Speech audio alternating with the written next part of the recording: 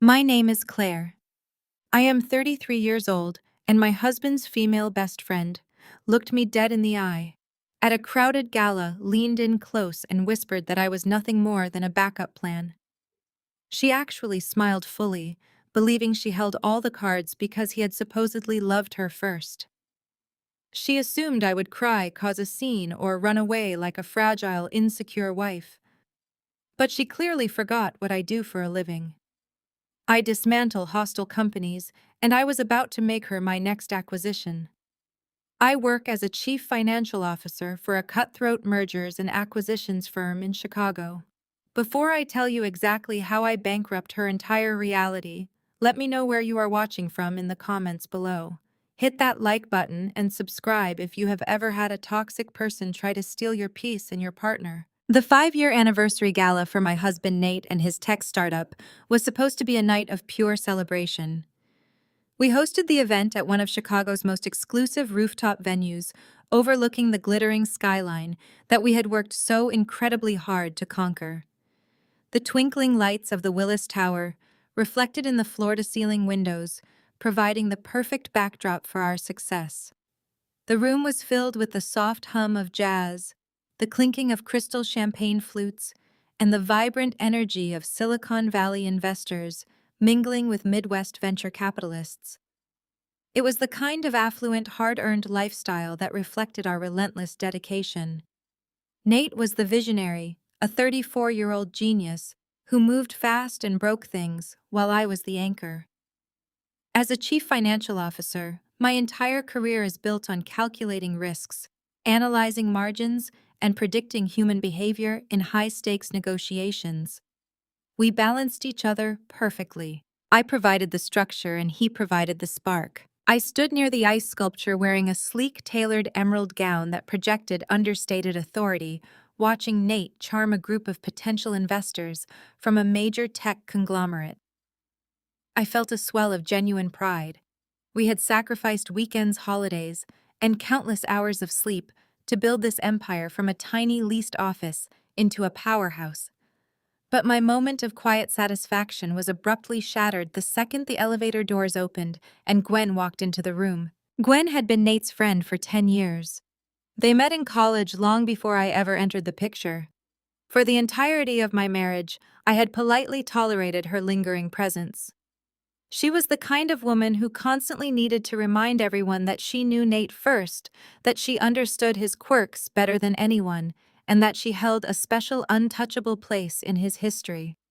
Tonight she made sure she could not be ignored.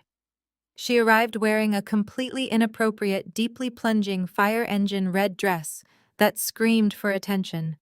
It was a dress meant for a nightclub in Miami, not a corporate milestone gala in Chicago, but Gwen had never cared about professional boundaries. I watched her scan the room like a predator locating her target. The moment she spotted Nate, she bypassed the formal greeting line, entirely walking straight past the elite investors he was trying to court. She threw her arms around his neck, pressing herself against him in a hug that lasted uncomfortably long. I noticed the investors exchange a quick, confused glance. My CFO instincts immediately flared. In business, when someone consistently ignores boundaries, they are testing the perimeter for weaknesses. Gwen was doing exactly that. I walked over smoothly, slipping my hand through Nate's arm and offering Gwen a polite, polished smile. I welcomed her to the gala and thanked her for coming to celebrate Nate's incredible milestone. Instead of returning the pleasantry, Gwen looked me up and down with a thinly veiled expression of pity. She told me my dress was very safe and sensible, exactly what she would expect from an accountant. She then turned her entire body to face Nate, physically boxing me out of the conversation. For the next hour, the microaggressions escalated from subtle to glaringly obvious. Every time I engaged in a conversation with an executive or a board member, Gwen would miraculously appear, interrupting mid-sentence to ask Nate a trivial question about the drink menu or to brush a piece of imaginary lint off his lapel. She touched his arm constantly, her fingers lingering on his sleeve, while she laughed at things that were not particularly funny. The climax of her performance happened during the main dinner service. I was seated next to the lead investor discussing market projections over perfectly seared filet mignon when Gwen leaned across the table. She loudly interrupted the conversation to bring up a deeply personal inside joke from her and Nate's college days, a story involving a drunken road trip and a stolen street sign. She emphasized how wild and carefree Nate used to be before he settled down into corporate life, heavily implying that my presence had somehow stifled his true personality. She looked right at me and sighed, saying it was an absolute shame I never got to experience the fun version of him.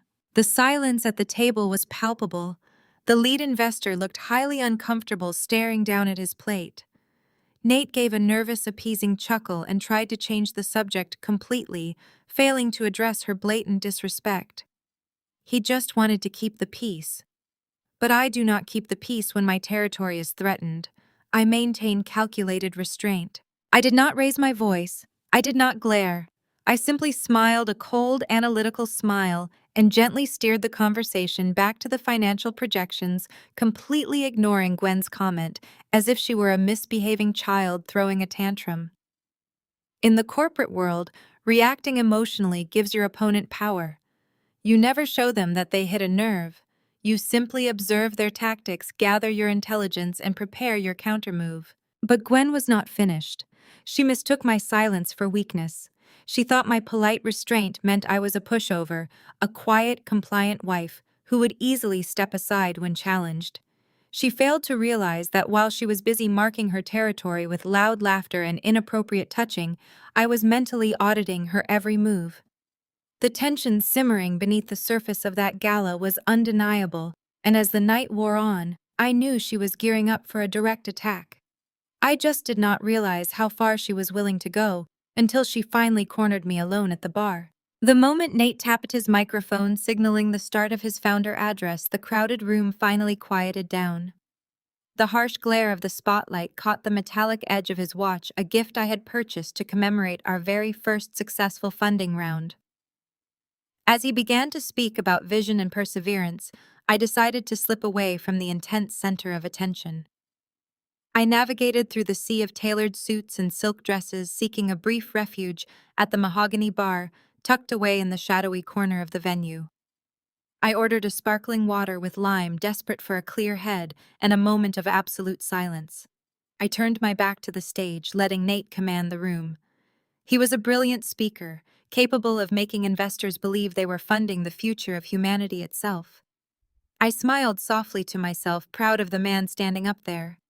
But the illusion of a quiet reprieve shattered instantly. The heavy scent of expensive gin and an overpowering floral perfume announced her arrival before she even spoke. Gwen slid onto the bar stool next to me. Next. Without the audience of our peers, board members, or her adoring male friends, her entire demeanor shifted. The bubbly, affectionate persona she wore like a shield vanished completely. Her posture straightened, and the artificial warmth bled right out of her eyes, leaving behind something sharp, calculating, and vicious. She leaned in close. So close I could feel the heat of her breath against my cheek. She did not bother with pleasantries or passive-aggressive compliments about my dress this time. She dropped the facade entirely. She looked me dead in the eye and delivered a strike designed to completely destroy me. "You do realize he only settled for you because I was married to Bradley, right? You were always just the backup plan." The words hung in the heavy air between us, toxic and venomous. Time seemed to slow to an absolute crawl. The ambient noise of the gala, the clinking of glasses, the low murmur of the crowd, and even Nate's voice over the sound system faded into a muted, distant hum. I felt a massive surge of adrenaline flood my system immediately. It was the kind of biological alarm bell that sounds when you step into an intersection and see a car barreling toward you. A cold, heavy knot formed perfectly in the center of my stomach. She desperately wanted a reaction. She was craving a loud, embarrassing scene. She wanted the polished chief financial officer to crack, to throw a drink, to raise my voice, to run out in tears, so she could play the victim and paint me as an unstable wife.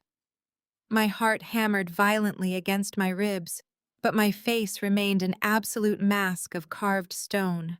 I refused to give her the satisfaction of a single tear or a shaking lip. I took a slow, deliberate sip of my sparkling water. I let the terrible silence stretch out, forcing her to sit in the highly uncomfortable void she had just created. In my line of work, absolute silence is the most aggressive weapon you can wield. It makes the other person feel exposed and foolish. I looked at her, truly looked at her, and coldly analyzed the desperate insecurity hiding behind her cruel smile. She was projecting her own failures onto my success. She desperately needed me to feel small so she could feel temporarily significant. I set my glass down on the marble counter with a quiet click. I did not blink. I did not flinch. I just stared back with eyes so devoid of emotion that I saw her confidence falter for a fraction of a second. Frustrated by my absolute refusal to engage in her petty high school drama, Gwen scoffed loudly. She spun on her designer heels and marched directly back toward the brightly lit center of the ballroom. Nate was just wrapping up his motivational speech to a round of highly enthusiastic applause. He stepped off the small stage, immediately engulfed by eager well-wishers, wealthy board members, and potential investors. That is precisely when Gwen executed her grand theatrical masterpiece. She did not walk up to him like a normal, rational person. She practically collapsed into the very center of his important professional circle. She let out a loud, shuddering sob that instantly commanded the attention of every single person within a 30-foot radius. The entire group parted like the Red Sea, startled by the sudden display of raw emotion. Gwen threw her arms around Nate's neck, burying her face deeply into his chest, weeping hysterically. Nate looked utterly bewildered, his arms hovering awkwardly in the air for a long moment before his natural instincts kicked in, forcing him to wrap his hands around her, just to keep her from falling over. Through dramatic, heaving sobs, she announced to the silent, staring crowd that she was officially divorcing her husband, Bradley. She wailed pathetically about how her entire life was falling apart, how she was completely alone in the world, and how Nate was the absolute only person on earth she could ever truly trust.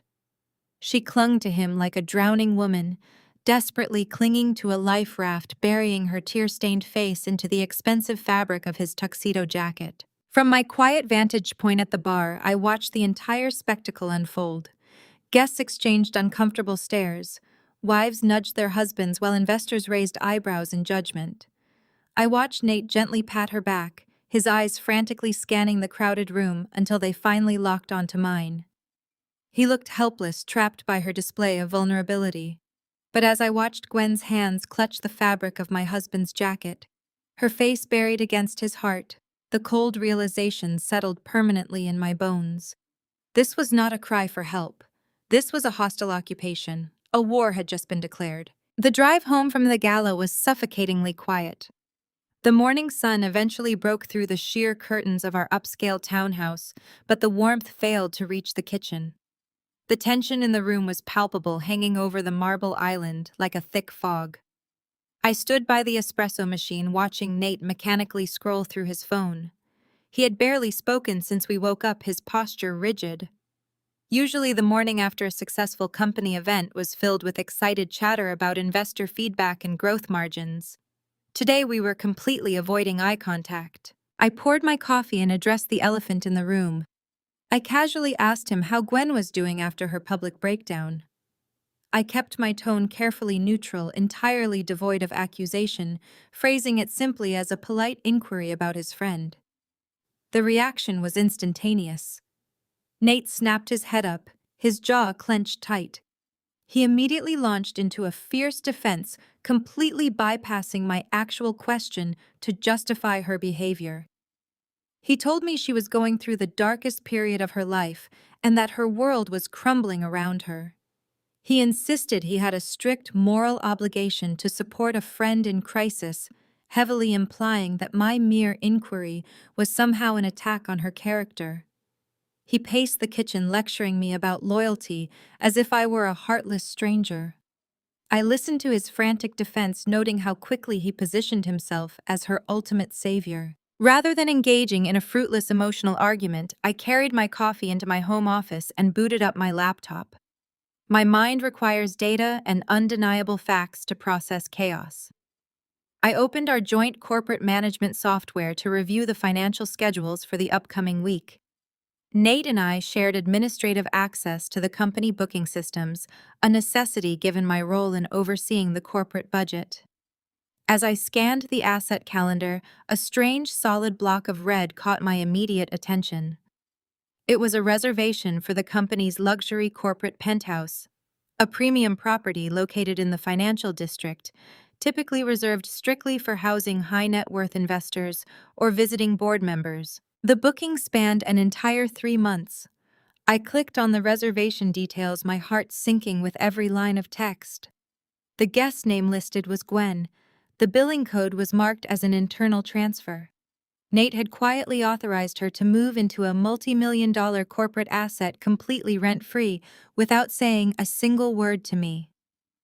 He bypassed the financial approval protocols and handed over the keys to a prime piece of real estate as if it were a cheap motel room. The audacity of the deception hit me like a physical blow. He had not just comforted a crying friend at a party. He had meticulously planned to house her on the company dime. I picked up my tablet, walked directly back into the kitchen and set the screen down on the marble island right in front of him. I did not yell. I simply asked him to explain why a non-employee was occupying our premium corporate penthouse indefinitely and free of charge. Nate looked down at the screen and the color drained from his face. For a fraction of a second, he looked like a panicked child caught in a lie. But the panic quickly morphed into righteous indignation. He slammed his phone down on the counter, aggressively invading my personal space. He dismissed my concerns entirely. He raised his voice, claiming Gwen was absolutely terrified of her soon-to-be ex-husband Bradley. He painted a dramatic picture of a woman fearing for her safety, insisting she desperately needed a secure, untraceable safe haven where Bradley could not find her. He threw his arms up in exasperation, demanding to know how I could be so incredibly heartless. He accused me of seeing a human tragedy as a spreadsheet. He said I lacked basic human empathy, telling me my obsession with rules and margins was making me cold and unfeeling. He looked at me with an expression of deep disappointment, stating that sometimes being a good person meant breaking the rules. His words were designed to cut deep, and they hit their mark with surgical precision. The psychological toll of gaslighting is terrifying, especially for someone whose life is built on logic. I am a chief financial officer. I trust numbers because numbers do not lie, they do not manipulate, and they do not twist the truth to make you question your own sanity. But standing in that kitchen, listening to the man I had loved and trusted for 10 years, call me cold and unfeeling, my highly logical brain began to fracture. I started to wonder if I was actually the villain in this story. I questioned if my intense focus on the business was blinding me to a genuine human crisis.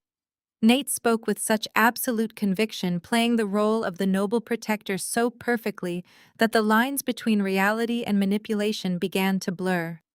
He was using the impenetrable armor of platonic friendship to justify actions that crossed every marital and professional boundary. Every time I pointed out a red flag, he spun it around to make it a defect in my character. I retreated to my office, feeling an overwhelming wave of isolation wash over me. His manipulation was slowly eroding my confidence. I realized with a sickening clarity that my husband might be slipping away from me, hiding his betrayal in plain sight under the noble guise of being a supportive best friend. He had successfully reframed my valid concerns as irrational jealousy, forcing me to either accept his inappropriate relationship with Gwen or face being labeled a heartless wife. I was losing my grip on the man I married, and the terrifying part was that he was making me feel like it was entirely my own fault. The days that followed my confrontation in the kitchen became a masterclass in psychological warfare. Once Gwen secured her luxurious fortress in the company penthouse, she immediately launched a relentless campaign to insert herself into every single crevice of our daily lives. It started with a constant barrage of text messages during our designated couple time. If Nate and I were sitting down for dinner, his phone would light up with rapid-fire notifications. she was suddenly incapable of making mundane decisions without his immediate input. She needed his advice on grocery delivery services, dishwasher settings, and which coffee shops were safe for her to visit alone. Every notification was a sharp reminder that she was an invisible third person sitting at our dining room table, entirely disrupting our peace. The daytime interruptions escalated into highly orchestrated late-night emergencies designed to test his loyalty. The first major incident happened on a freezing Tuesday in November. At exactly 2 in the morning, the harsh ringing of Nate's phone shattered the silence of our bedroom. I jolted awake, assuming a family member was in the hospital. Nate snatched the phone and stepped into the hallway. When he returned, he was already pulling a heavy sweater over his head and searching for his keys in the dark. He muttered that the heating system in the penthouse was making a strange noise, and Gwen was having a severe panic attack because it reminded her of a traumatic night with her ex-husband. I sat up in bed, absolutely stunned by the absurdity of the situation. I reminded him that the penthouse was managed by a premium 24-hour concierge service with an on-call maintenance staff. He aggressively waved off my logic, snapping that she was emotionally fragile and needed a familiar face. He left me sitting alone in the cold bedroom while he drove 20 minutes across the city to hold her hand over a clanking radiator.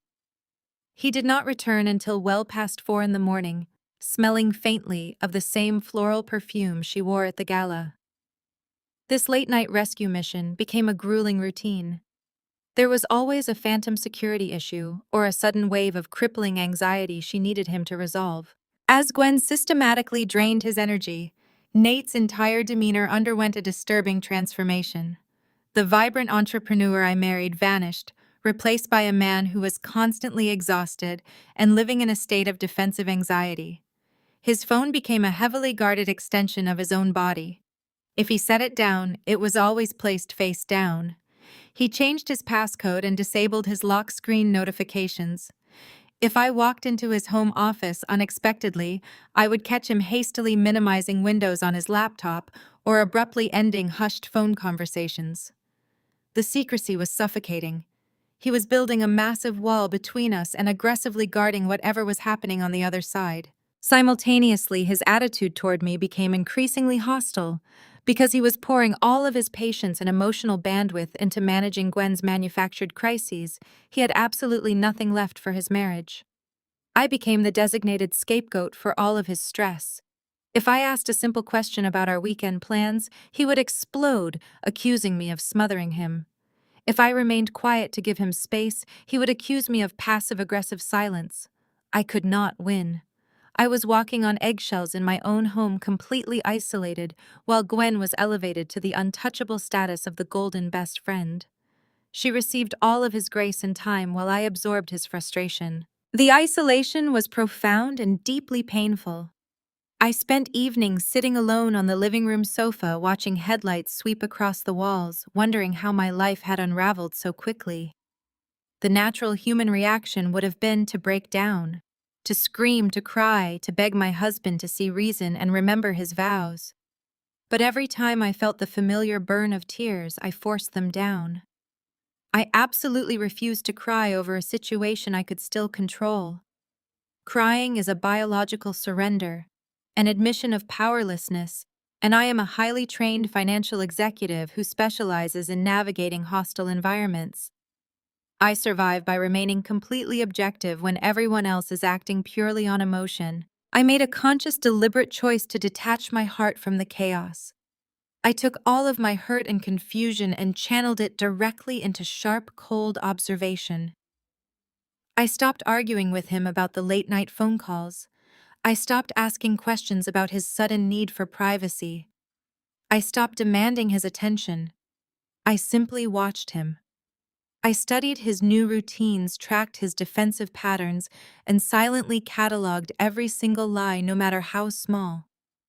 I transformed myself from an emotionally wounded wife into a silent, invisible predator in my own home. I let them believe they were successfully breaking my spirit, all while I was quietly gathering the precise intelligence I needed to fight back. I realized that Nate's sudden personality shift and Gwen's brazen boundary invasions were not random acts of a toxic friendship.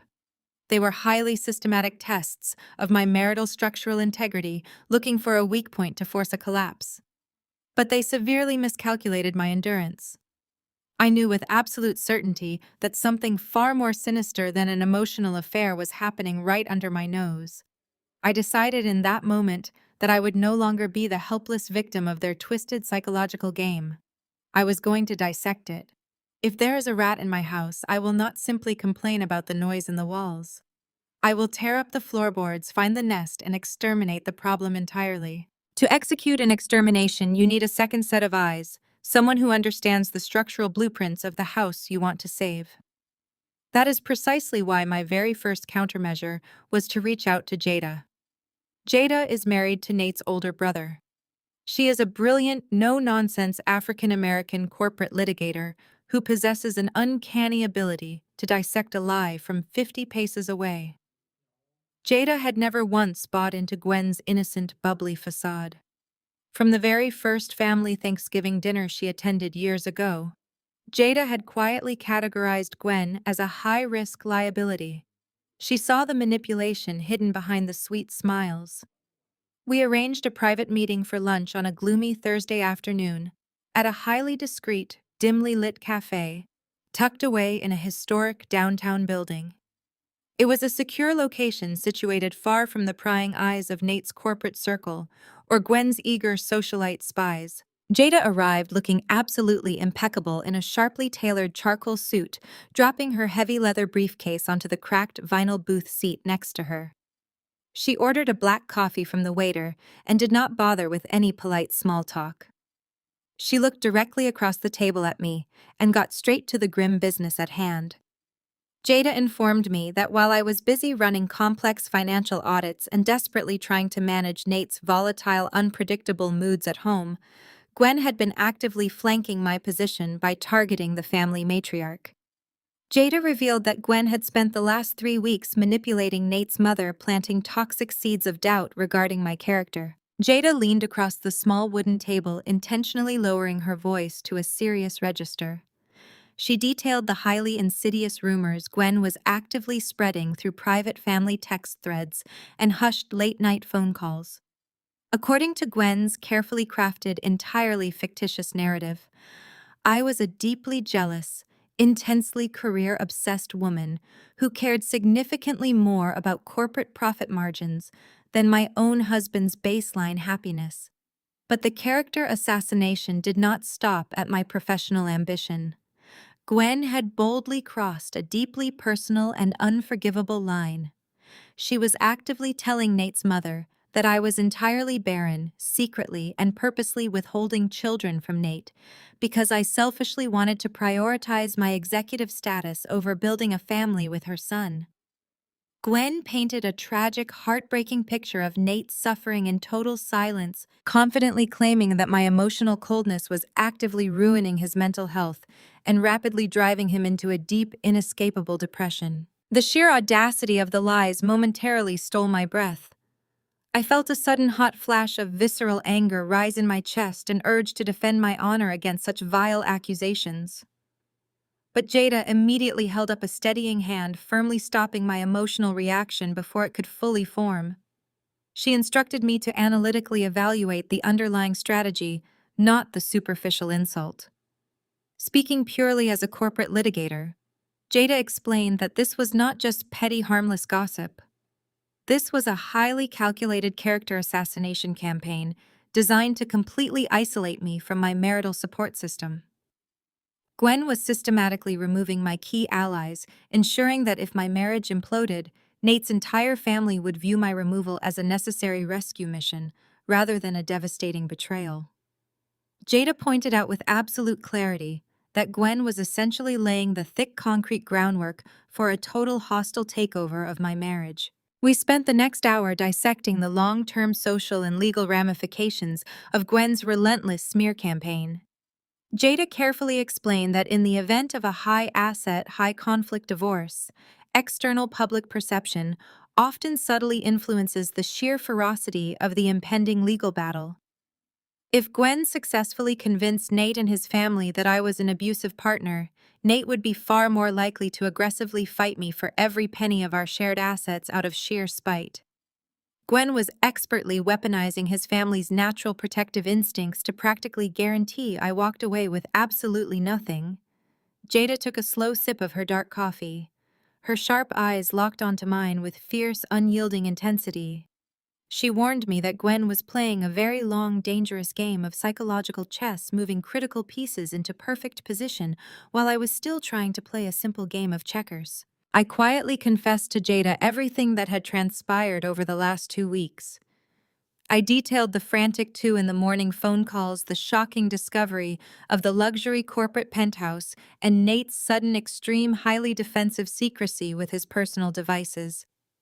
Jada listened intently to every word, her expression hardening with every single detail I shared.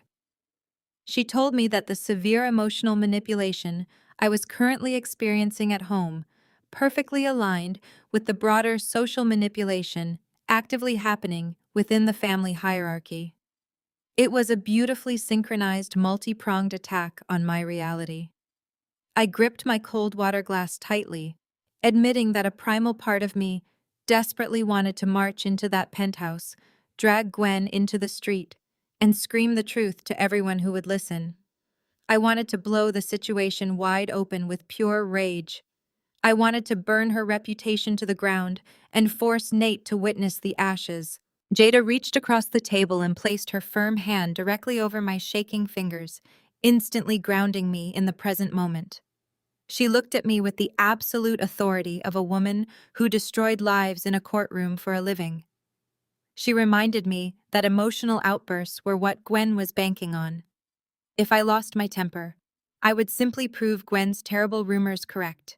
I must remain the coldest, smartest person in the room. I took a deep breath, letting the anger fade into calculated resolve. Jada leaned in closer, the cafe lights reflecting in her sharp eyes, and delivered the final defining instruction of our meeting. Don't get mad, Claire. Get evidence. Jada's directive echoed in my mind, serving as a cold mantra. The opportunity to gather evidence arrived by accident on a mundane Tuesday evening. We ran out of a specific espresso roast Nate preferred. To maintain the illusion of a dutiful wife, I volunteered to make a quick run to the grocer. My sedan was blocked by Nate's SUV, so I grabbed his keys. He was upstairs showering, oblivious to my departure. I slowly slid into the cold driver's seat and pressed the start button. The cabin filled with the scent of his cologne. Because Nate is taller than I am, I reached below the seat to pull the lever and adjust myself closer to the steering wheel. As I slid forward, my fingers brushed against something soft and out of place. It was wedged deep in the crevice between the center console and the metal seat track. Assuming it was a dropped receipt, I pinched the fabric and pulled it free. I held the item up to the glow of the dashboard lights. It was not a receipt. It was a piece of delicate sheer black lingerie. It was a provocative garment that served no purpose other than seduction. I do not own anything remotely similar.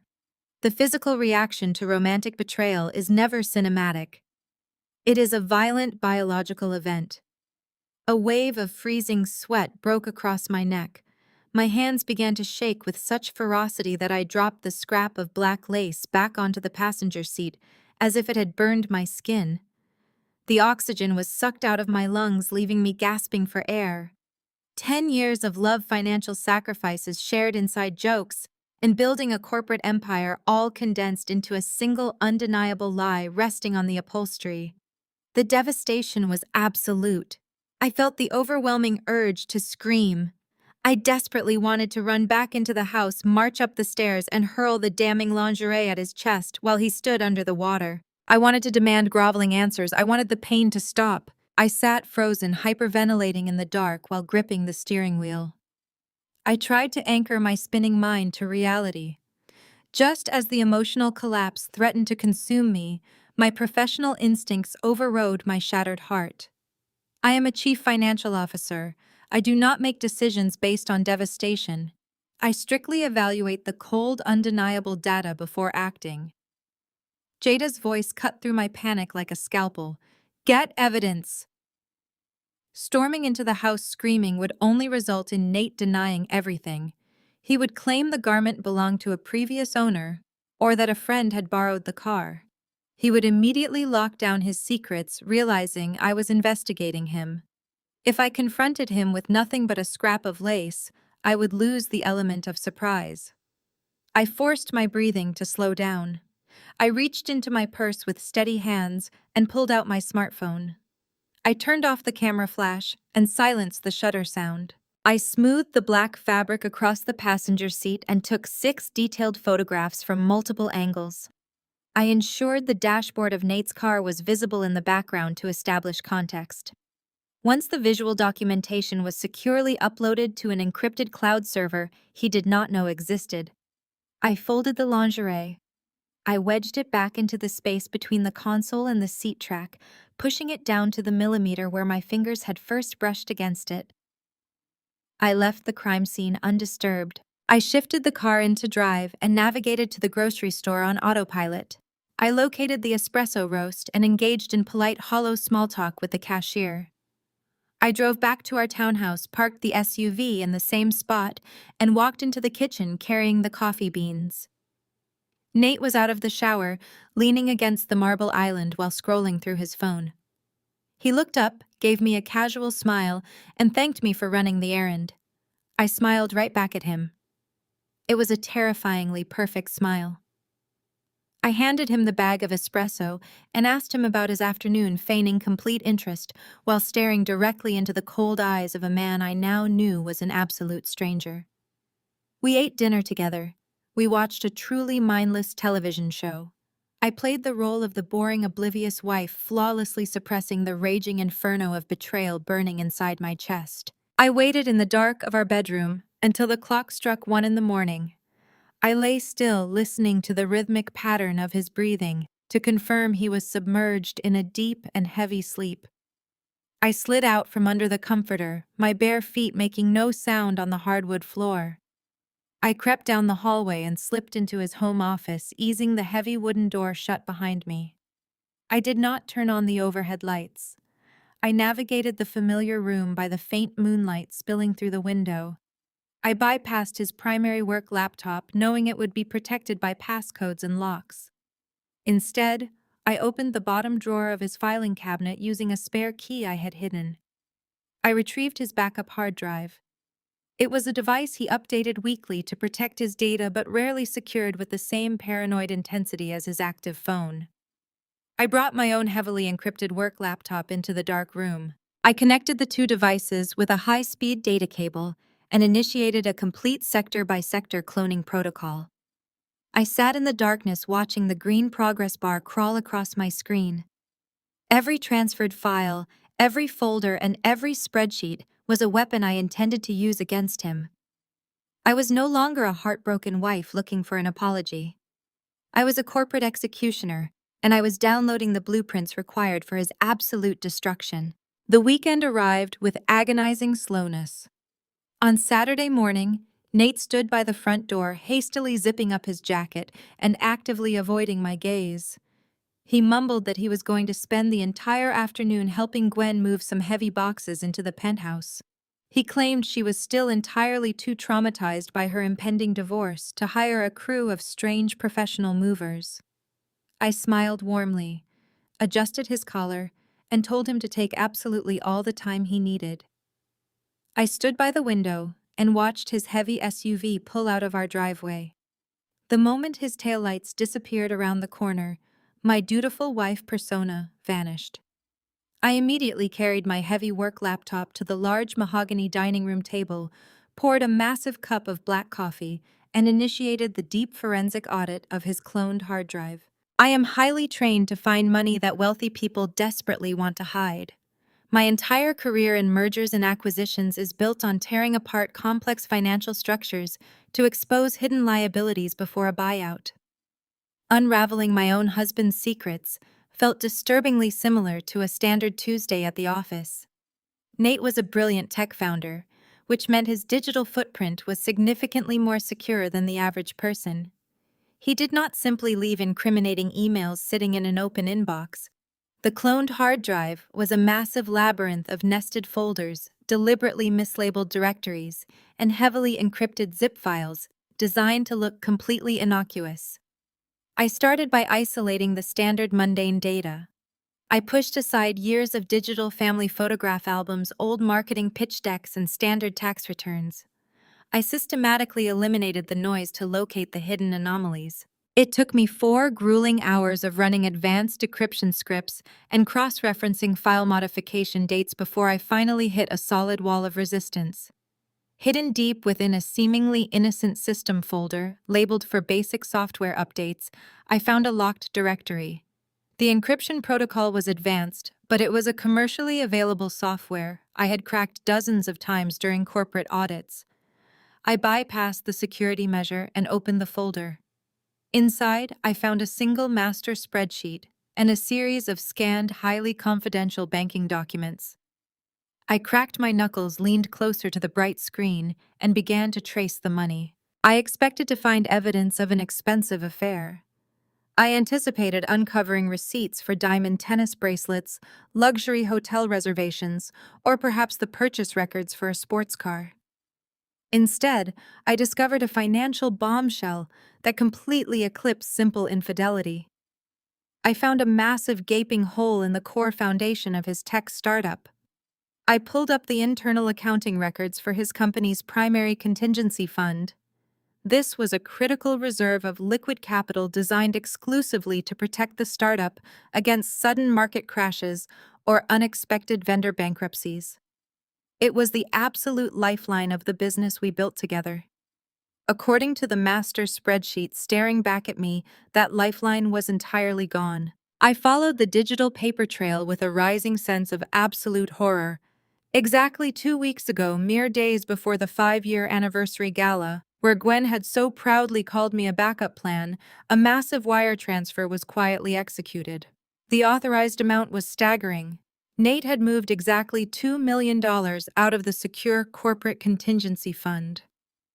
I stared at the 9-digit number on my screen until my vision physically blurred.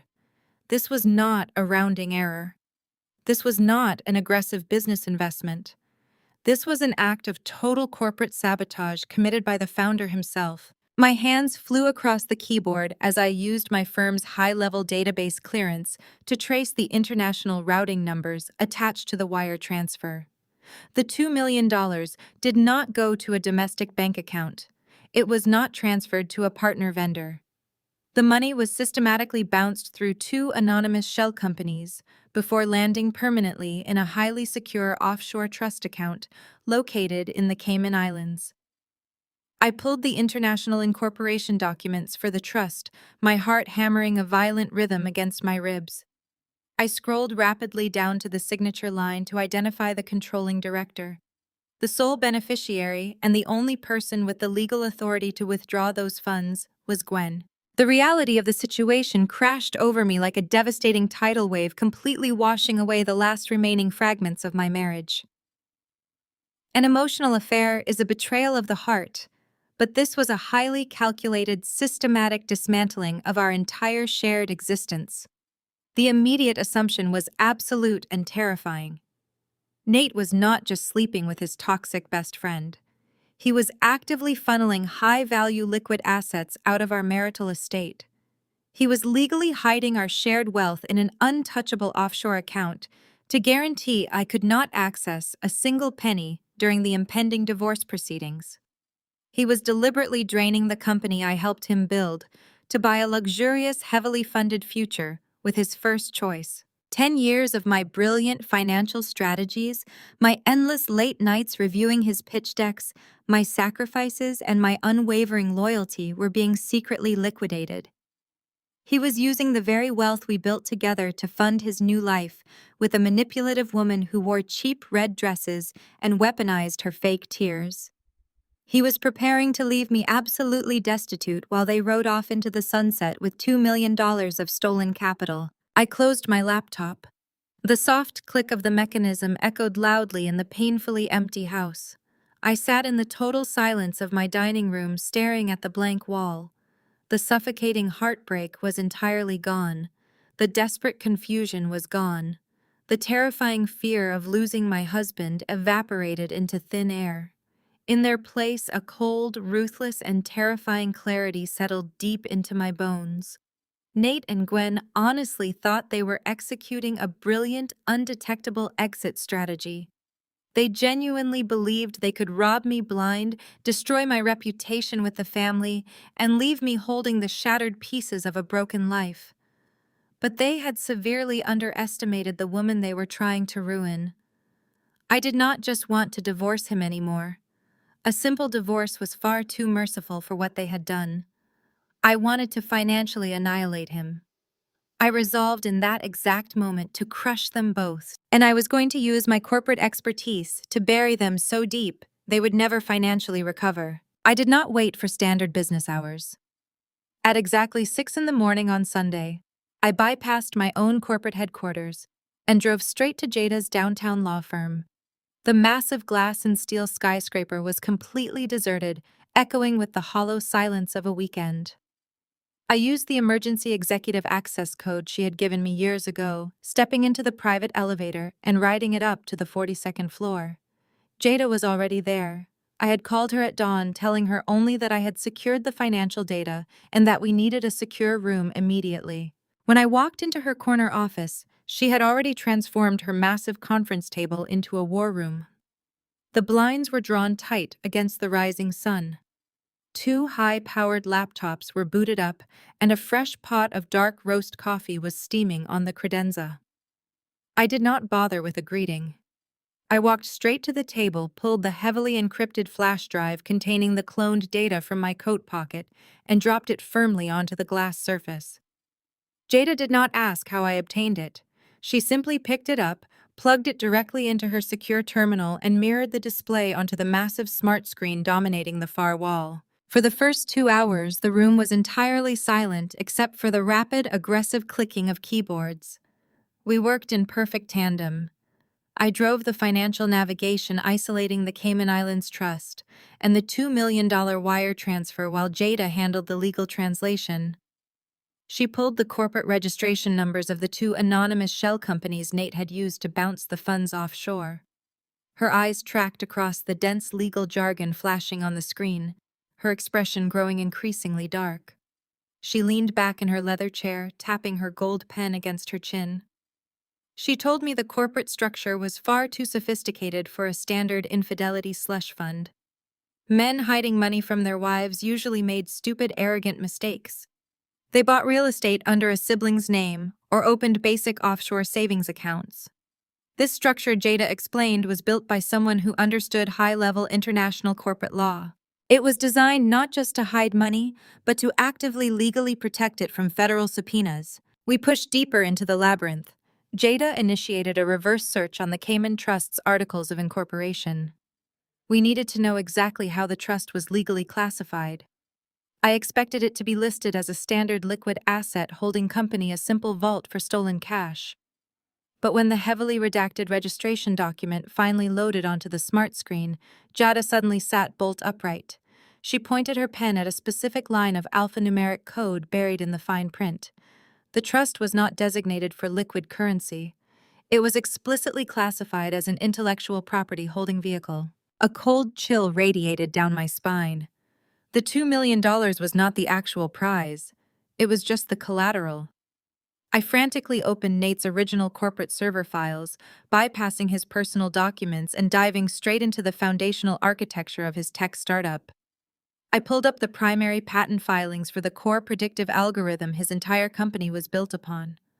This was the exact technology that made his startup worth hundreds of millions of dollars to potential investors. It was the holy grail of his life's work. I extracted the unique serial numbers attached to those core patents and displayed them on the left side of the screen. Jada cross-referenced those specific serial numbers against the hidden asset inventory nested inside Gwen's offshore trust. The synchronization took less than 10 seconds. A perfect, undeniable match appeared on the screen. The room felt as though all the oxygen had been instantly vacuumed out.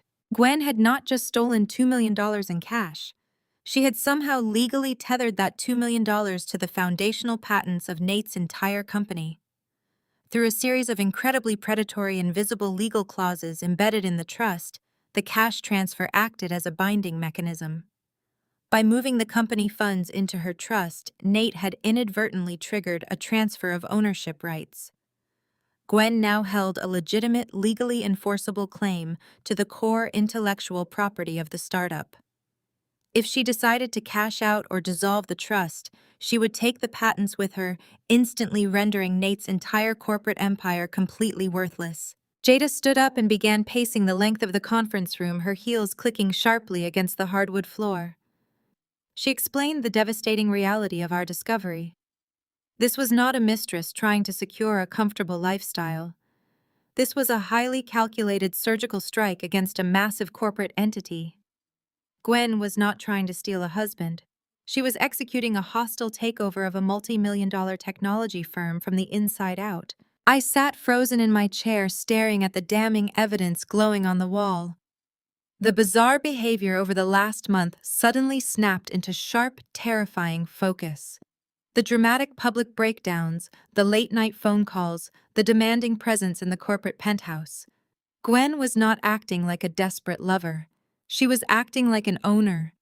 She was exerting dominance, constantly reminding Nate that she held the absolute power to destroy his life's work with the single stroke of a pen. She had completely trapped him. The $2 million was likely an extortion payment, a desperate attempt by Nate to buy back his own patents or appease her relentless demands. Jada stopped pacing and placed both hands flat on the glass table, leaning in close. Her voice dropped to a fierce whisper. She told me we had to completely change our battle strategy. The divorce was entirely irrelevant now. The smear campaign against me was nothing more than a convenient smokescreen designed to keep me distracted and emotionally unstable while she robbed the vault. We were no longer dealing with a messy domestic dispute. We had just stumbled into a massive case of corporate espionage and federal extortion. My mind shifted gears, abandoning the wounded wife entirely and fully embracing the ruthless executive. I looked at Jada, my heart pounding with a dangerous new energy. I realized that Gwen thought she was incredibly clever. She thought she had constructed an impenetrable legal fortress in the Cayman Islands. But she made one fatal miscalculation. She built her fortress using corporate financial structures, and she forgot that I am a chief financial officer who specializes in hostile acquisitions. I understand the mechanics of leverage better than anyone. I looked back at the screen, my eyes locked on Gwen's name listed on the trust document. I told Jada to cancel every single meeting she had for the rest of the week. We were going to war, and we were not leaving this room until we figured out exactly how to hijack her trust and burn her new empire to the ground. I left Jada's office on Monday morning with a meticulously prepared arsenal of devastating legal documents. I did not go home to rest. I went straight to my own corporate headquarters and worked a standard 10-hour day, successfully masking my internal fury behind a wall of pure professional efficiency. I sat through high-level acquisition meetings and reviewed complex financial portfolios, projecting absolute calm, while my personal life was effectively a burning building. At precisely 6 in the evening, I sent Nate a short, sterile text message. I instructed him to clear his schedule completely and meet me alone in his executive office at exactly 8 o'clock. I stated it was a matter of urgent financial importance and that he must ensure the entire building was completely empty before I arrived. I did not wait for his confirmation. I knew the cold, authoritative tone of the message would compel him to comply without question. I arrived at his tech startup at 7:45. The sprawling, open-plan office was eerily deserted, the harsh fluorescent lights powered down for the night. I bypassed the main reception desk and walked directly to his massive corner suite. The floor-to-ceiling glass walls offered a spectacular panoramic view of the glittering Chicago skyline, the very city we had conquered together through years of relentless sacrifice. I stepped inside the dark room, placed my heavy leather briefcase squarely on his immaculate mahogany desk, and waited in the semi-darkness. The silence in the room was absolute, heavy with the suffocating weight of an impending execution. I sat in his leather chair, perfectly still, slowing my breathing and locking every single emotion away into a cold, impenetrable vault. I was no longer a betrayed wife. I was a corporate liquidator preparing to neutralize a massive liability. At exactly 8 o'clock, the heavy glass door clicked open. Nate walked in looking exhausted and deeply irritated by my summons. He loosened his expensive silk tie and sighed heavily immediately, adopting his new, highly defensive posture. He aggressively demanded to know what was so incredibly urgent that it could not wait until we were both at home in a more comfortable setting. He complained loudly about his stressful day, instinctively preparing to gaslight me or deflect whatever minor marital grievance he assumed I was about to present. He thought this was just another emotional argument he could easily dismiss. He did not realize he was walking blindly into a fully prepared slaughterhouse. I did not raise my voice to match his energy. I did not offer a single word of greeting. I calmly unlatched the brass locks of my briefcase and pulled out 3 distinct, heavily researched stacks of paper. I placed them deliberately on the center of his desk, aligning the edges with geometric precision. The first stack was a set of comprehensive divorce papers, fully finalized by Jada and already signed by my hand in stark black ink. The second stack was the printed, irrefutable bank proof of the $2 million wire transfer routed directly out of his corporate contingency fund. The third and final stack was the heavily redacted Cayman Islands trust agreement, clearly highlighting Gwen's name as the sole beneficiary and listing the unique serial numbers of his core corporate patents as collateral. I slid the heavy documents across the polished wood until they rested perfectly in his direct line of sight. I looked up at him, my expression entirely devoid of anger, sadness, or any recognizable human warmth. I told him he had precisely 5 minutes to review the paperwork in front of him before I walked out the door and let my legal team systematically dismantle his entire financial existence. I fully expected a brutal fight. I anticipated he would instantly launch into a furious string of highly practiced manipulative lies. I thought he would aggressively deny the wire transfer claim the offshore trust was a misunderstood, highly complex business venture, or simply look me in the eye and coldly accept the divorce, with the arrogant pride of a man who genuinely believed he had successfully secured his golden parachute. I was fully prepared for a vicious war of words. I was completely unprepared for what actually happened. Nate looked down at the dark mahogany desk. His tired eyes scanned the bold, undeniable header of the divorce petition, then darted to the international bank routing numbers, and finally locked on to the Cayman Islands Trust Registry. The physical reaction was immediate and terrifying. The color drained from his face so rapidly that his skin took on a sickening ashen hue. His eyes widened in sheer, unadulterated terror as he stared at the patent serial numbers. The arrogant, distant husband who had spent the last month treating me like a disposable nuisance completely evaporated into thin air. His breathing became highly erratic, short, shallow gasps filling the quiet office as panic flooded his system.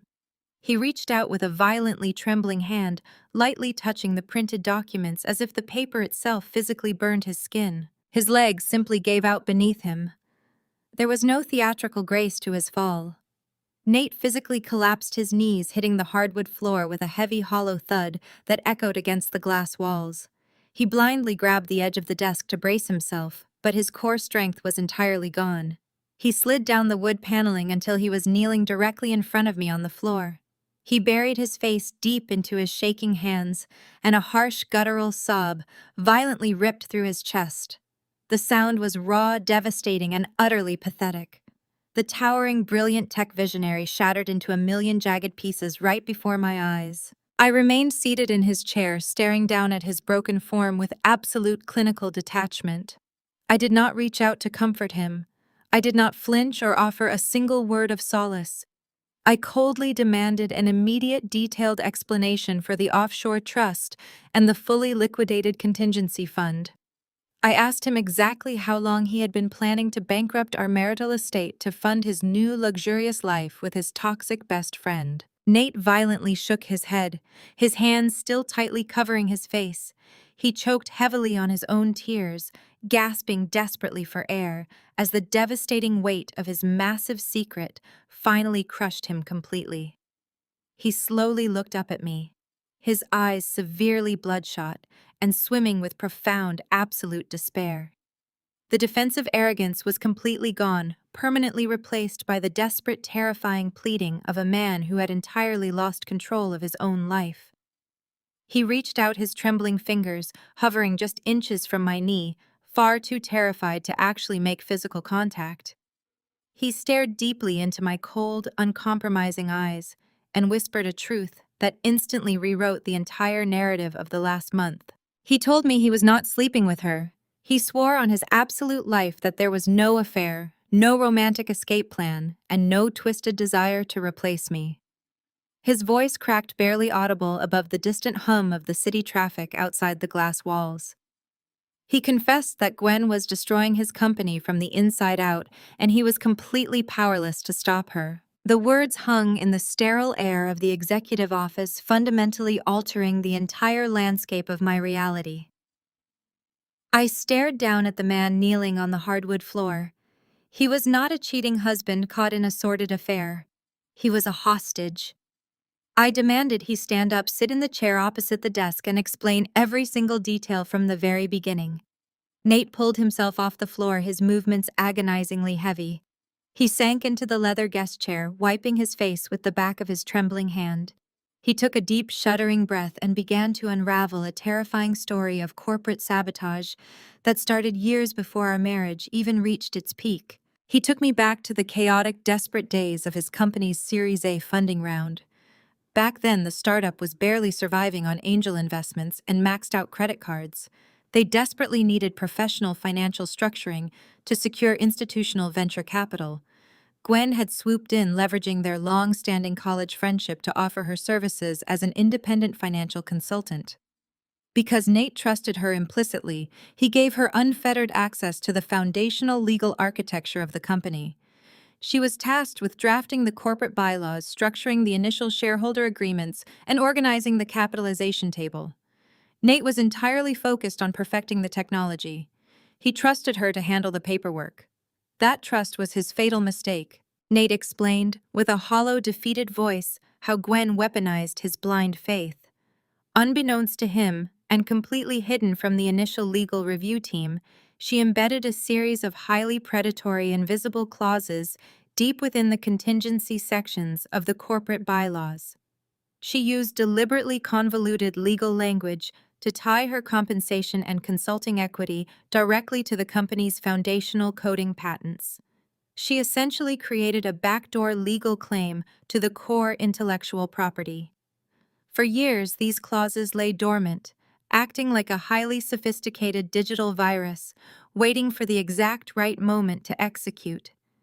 She waited patiently while Nate and I poured our blood, sweat, and tears into building the company. She waited until the trap was perfectly primed. Then a month ago, she finally triggered the snare. Nate described the day she walked into his office and dropped the mask entirely. She presented him with undeniable legal proof of her backdoor claim. She proved that through the convoluted clauses she embedded years ago, she technically held the right to liquidate the core patents if her demands were not met. And her demands were nothing short of absolute extortion. She was actively blackmailing him. She threatened to sell the foundational intellectual property directly to Nate's biggest industry rival. It was a vicious, calculated threat. If she executed the sale, the rival company would instantly absorb the technology, rendering Nate's startup entirely obsolete overnight. The fallout would be catastrophic. Nate looked at me with sheer panic in his eyes as he described the impending destruction. The sale would instantly bankrupt his company. The venture capitalists would pull their funding, the board would dissolve the entity, and over 400 dedicated employees would lose their livelihoods in the blink of an eye. Everything he had built would be wiped off the map. He was completely trapped. If he tried to fight her in open court, the mere public knowledge of the intellectual property dispute would tank the valuation and trigger a mass exodus of investors. She had a gun pointed directly at the head of his life's work, and her finger was resting on the trigger. But the horror of the situation was not just the financial extortion. It was the deeply sociopathic nature of the conditions she set to stop the sale. I listened in stunned silence as Nate detailed the sheer depth of Gwen's obsession. She did not just want a massive payout, she wanted his entire life. The first condition was the immediate transfer of $2 million into her offshore holding trust, framed as a down payment on her silence. But the financial demand was secondary to her true objective. The second condition was that Nate had to immediately and brutally divorce me. She demanded that he destroy my reputation, isolate me from his family, and leave me with absolutely nothing. The final condition was the most chilling of all. To permanently secure the safety of his company and his employees, Nate had to marry her. She wanted to step seamlessly into my life, taking my husband, my social standing, and the wealth we built together. She genuinely believed she could extort her way into a loving marriage. Nate explained the sickening psychological torture of the past month. Gwen forced him to act out the role of the distant, cruel husband. She demanded he move her into the corporate penthouse as a show of absolute submission. She orchestrated the late-night phone calls and public breakdowns specifically to torture me, forcing Nate to participate in my emotional destruction to prove his compliance. He looked at me completely drained of all fight. He confessed that he transferred the $2 million in absolute panic, desperately trying to buy enough time to find a legal loophole before she forced him to file the divorce papers. He thought he could outsmart her, untangle the legal web quietly, and save our marriage without me ever knowing the terrifying reality. But he failed. He admitted he was out of his depth. The sociopathic depth of her obsession was suffocating, and he was paralyzed by the fear of ruining the lives of hundreds of innocent employees. The truth was finally out in the open. My husband was a casualty in a highly orchestrated corporate war, and the enemy was currently sleeping in our penthouse. The silence in the office was deafening as the sheer magnitude of his confession settled heavily between us. The enemy was not just sleeping in our penthouse. She was actively holding a knife to the throat of everything we had built together over the last decade. Nate leaned forward in the guest chair, his voice barely a hoarse whisper as he began to systematically deconstruct the agonizing theater of the past 30 days. Every single heartbreaking moment that had systematically destroyed my peace of mind had been a meticulously staged performance dictated entirely by his blackmailer. The cheap red silk lingerie I found stuffed in the glove compartment of his car was not a careless mistake made by a sloppy, cheating husband. Gwen had intentionally purchased it and planted it there explicitly, instructing him to leave it where I would inevitably find it during my morning commute. She demanded photographic proof that he was leaving the garment in my path, forcing him to manufacture a highly damaging false narrative of infidelity to ensure my complete emotional destabilization. The late-night phone calls that woke us at 2 in the morning were not the desperate, impassioned pleas of a needy mistress unable to sleep without hearing his voice. They were scheduled, aggressive compliance checks. Gwen would call at the most intrusive hours, demanding that Nate step out into the cold hallway and report on exactly how distant and cruel he had been toward me that day. If he failed to answer the phone on the first ring, or if his tone sounded insufficiently harsh during the debriefing, she would casually threaten to forward a portion of the intellectual property transfer documents to his largest institutional investor. Moving her into the corporate penthouse was the ultimate act of forced submission. Gwen recognized that physical distance gave Nate the opportunity to strategize with his own legal counsel, so she ruthlessly eliminated it. She claimed the penthouse as her personal command center, holding him under constant suffocating surveillance. She needed absolute assurance that he was completely isolated, relentlessly forcing him to enact the role of the detached partner while she held the detonator to his entire livelihood. I demanded to know why he had not simply come to me the exact moment she presented the threat in his office. Nate looked at the floor, profound shame and exhaustion radiating from every line of his face. He confessed that his silence was born of a desperate, deeply misguided attempt to protect my pristine career. I was the chief financial officer of a highly visible Fortune 500 entity, a woman whose entire professional brand was built on flawless risk management and impeccable corporate governance. If the financial market discovered that my husband was embroiled in a massive intellectual property theft and a messy federal extortion scandal, the collateral damage to my own reputation would be catastrophic. The board of directors would immediately question my judgment. He genuinely believed he could act as a human shield to absorb the blast. He thought he could untangle the convoluted legal web on his own, quietly neutralizing Gwen's predatory clauses without ever dragging my name into the public mud. He tried to apply straightforward engineering logic to a deeply malicious legal trap, and he ended up severely outmatched, drowning in a vicious current he simply could not control. As I listened to his agonizing confession, a profound and entirely irreversible chemical shift occurred within my body.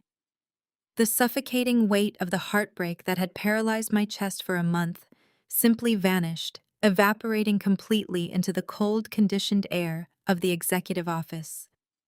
The deep, agonizing grief of the betrayed wife was eradicated, leaving behind nothing but cold, hardened steel. I was no longer mourning the impending death of my marriage. I was analyzing a highly complex, hostile corporate environment. The fear and confusion that Gwen had so carefully cultivated within me were instantly replaced by a sharp, lethal clarity. I looked at the man sitting across from me. He was flawed, arrogant, and incredibly foolish for trying to fight a war of this magnitude alone, but he was still my partner. He had willingly subjected himself to immense psychological torture simply to keep my professional armor completely intact. He had not betrayed my trust. He had been taken prisoner by a corporate terrorist, and Gwen had made a catastrophic, fatal miscalculation. She assumed that by breaking my heart and feeding me a standard narrative of domestic betrayal, she would permanently eliminate me from the equation. She thought I would simply pack my bags, dissolve into a puddle of tears, and quietly exit the battlefield. She fundamentally misunderstood the exact nature of the woman she was trying to destroy. I do not retreat when my core assets are threatened. I aggressively neutralize the liability.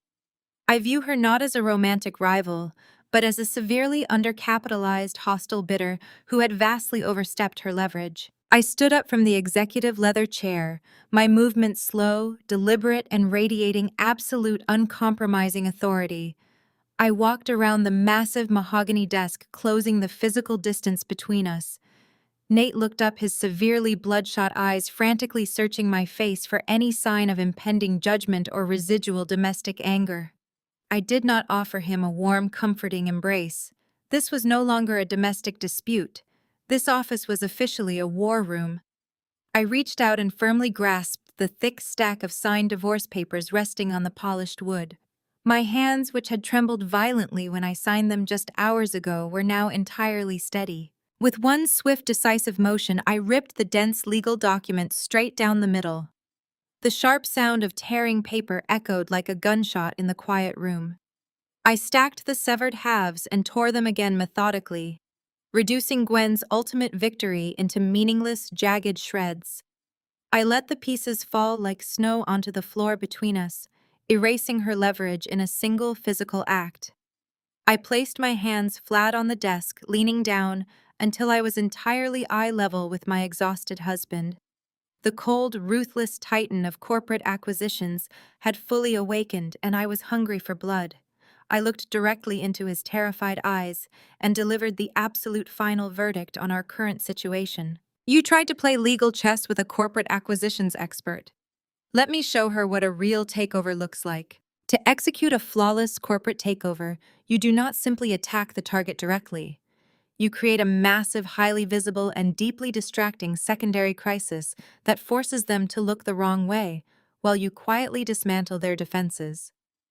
Gwen's extortion strategy relied heavily on one foundational assumption. She genuinely believed she held all the psychological leverage. She needed absolute, undeniable confirmation that I was completely broken, utterly defeated, and incapable of fighting back. If she suspected for even a fraction of a second that Nate and I were secretly working together, she would panic and instantly trigger the catastrophic sale of the patents. We had to feed her massive ego. We had to give her exactly what she wanted, served beautifully on a silver platter. We needed to stage a highly public, brutally violent execution of our marriage. Jada identified the perfect location. Le Petit Ciel was a notoriously exclusive French restaurant in the pulsing heart of the downtown financial district. It was the exact venue where two of Gwen's most loyal friends held their standing Thursday night dinner reservations. They were her primary informants, the women who eagerly reported every vicious rumor directly back to the penthouse. We booked a table perfectly positioned in the center of the main dining room, deliberately ensuring maximum visibility from every angle. The operation required unflinching precision. I spent 3 agonizing hours in front of my bathroom mirror, meticulously practicing the exact physical mechanics of a severe nervous breakdown. I practiced letting my waterproof mascara run, perfecting the jagged intake of breath that universally signals total emotional collapse. Nate tirelessly rehearsed the cold, dead-eyed stare of a man completely detached from the horrific emotional wreckage he was causing. We were no longer a frightened husband and wife attempting to navigate a crisis. We were covert operatives stepping onto a highly volatile battlefield. We arrived separately at exactly 8 o'clock. I walked heavily through the polished brass doors of the restaurant wearing a deliberately wrinkled beige trench coat, my hair intentionally unkempt, actively projecting the exhausted manic energy of a woman hanging on by a single fraying thread. Nate was already seated at our prominent table sipping a gin martini with an expression of absolute infuriating calm. As I slowly crossed the crowded dining room, I immediately spotted Gwen's informants sitting comfortably at a plush corner booth. Their animated conversation stopped dead the exact moment I appeared in their line of sight. I literally felt their sharp eyes locking onto me, eagerly analyzing my disheveled appearance and desperate posture. The trap was officially primed and waiting to be sprung. I slid into the leather chair across from Nate, took a deep breath to steady my racing heart, and began the performance of my life. We started the argument quietly, keeping our voices dropped to a harsh whisper that practically forced the surrounding tables to lean in and desperately eavesdrop. I demanded to know why his corporate lawyers had suddenly frozen my access to our joint checking accounts. Nate played his part with a devastating, chilling accuracy. He leaned back casually in his chair, swirling the green olive in his glass, and coldly stated that he was simply securing his hard-earned assets before I attempted to maliciously drain them. His voice was a finely tuned weapon, perfectly calibrated to sound wildly arrogant and entirely devoid of basic human empathy. I let the volume of my voice slowly and deliberately escalate, carefully injecting a raw, desperate tremor into every single word. I begged him loudly to explain how he could possibly throw away a solid decade of marriage for a woman who was actively manipulating him for financial gain. I watched from the corner of my eye as the faces of the surrounding patrons rapidly morphed from mild annoyance to genuine, deeply uncomfortable shock. The climax of the performance required absolute fearless commitment. I stood up so violently quickly that my heavy wooden chair scraped aggressively against the polished marble floor. The sharp grating sound echoed through the entire restaurant, instantly silencing the ambient dinner chatter and drawing every single eye directly to our table. I slammed both of my hands flat onto the crisp white linen tablecloth and screamed at him. I demanded that he look me in the eye and proudly tell the entire room he was actually leaving me for her. Nate stood up slowly, calmly adjusted the expensive cuffs of his tailored suit, and delivered the killing blow flawlessly. He looked at me with an expression of pure, unadulterated disgust. He loudly declared that I was acting completely hysterical, that our marriage had been physically dead for years, and that Gwen was the only woman on earth who truly understood him. He threw a crisp $50 bill onto the table to cover his untouched drink, turned his back on me, and walked smoothly out the front glass doors without offering a single backward glance. I remained standing frozen in the absolute center of the perfectly silent dining room. I let my shoulders dramatically collapse, burying my face deep into my hands as I unleashed a series of loud, violently racking sobs. I physically felt the collective suffocating pity of the entire restaurant washing over me. I allowed myself to completely fall apart, knowing with absolute certainty that every single tear was a calculated high-yield investment in Gwen's impending destruction. Through the tiny gap in my trembling fingers, I subtly monitored the corner booth. Both of Gwen's friends were frantically typing on their brightly illuminated smartphones. The intelligence was already being aggressively transmitted. They were broadcasting the live play-by-play feed of my absolute humiliation directly to the enemy in the penthouse. The flustered maitre d' gently approached my table, offering me a glass of iced water and a quiet, dignified exit through the private kitchen doors. I accepted his pity with a pathetic, trembling nod, maintaining the shattered facade until the exact moment the heavy steel doors finally swung shut behind me in the dark back alley. Once I was standing completely alone in the cold, damp shadows of the alleyway, the hysterical tears instantly and miraculously stopped. I sharply straightened my posture, smoothly, brushed the manufactured wrinkles from my trench coat, and ruthlessly wiped the smeared mascara from my cheeks. My phone immediately buzzed in my pocket. It was a highly secure text message from Jada. She had successfully intercepted a massive spike in digital traffic between Gwen's personal devices and her offshore servers. Gwen had received the detailed field report. She had completely and eagerly consumed the false narrative. She genuinely believed my spirit was thoroughly broken, that Nate had publicly claimed her as his victor, and that she had officially won the war. She was now entirely blind to the fact that the real game had just begun. The real game began before the sun even crested the Chicago skyline the following morning. While Gwen was undoubtedly lounging in the corporate penthouse, aggressively browsing the internet for flawless diamond engagement rings and celebrating her absolute mastery of my seemingly shattered life, I was physically unlocking the heavy glass doors of Jada's law firm at 5 in the morning. We immediately transitioned from a highly defensive posture into a full-scale, ruthlessly aggressive corporate counterattack.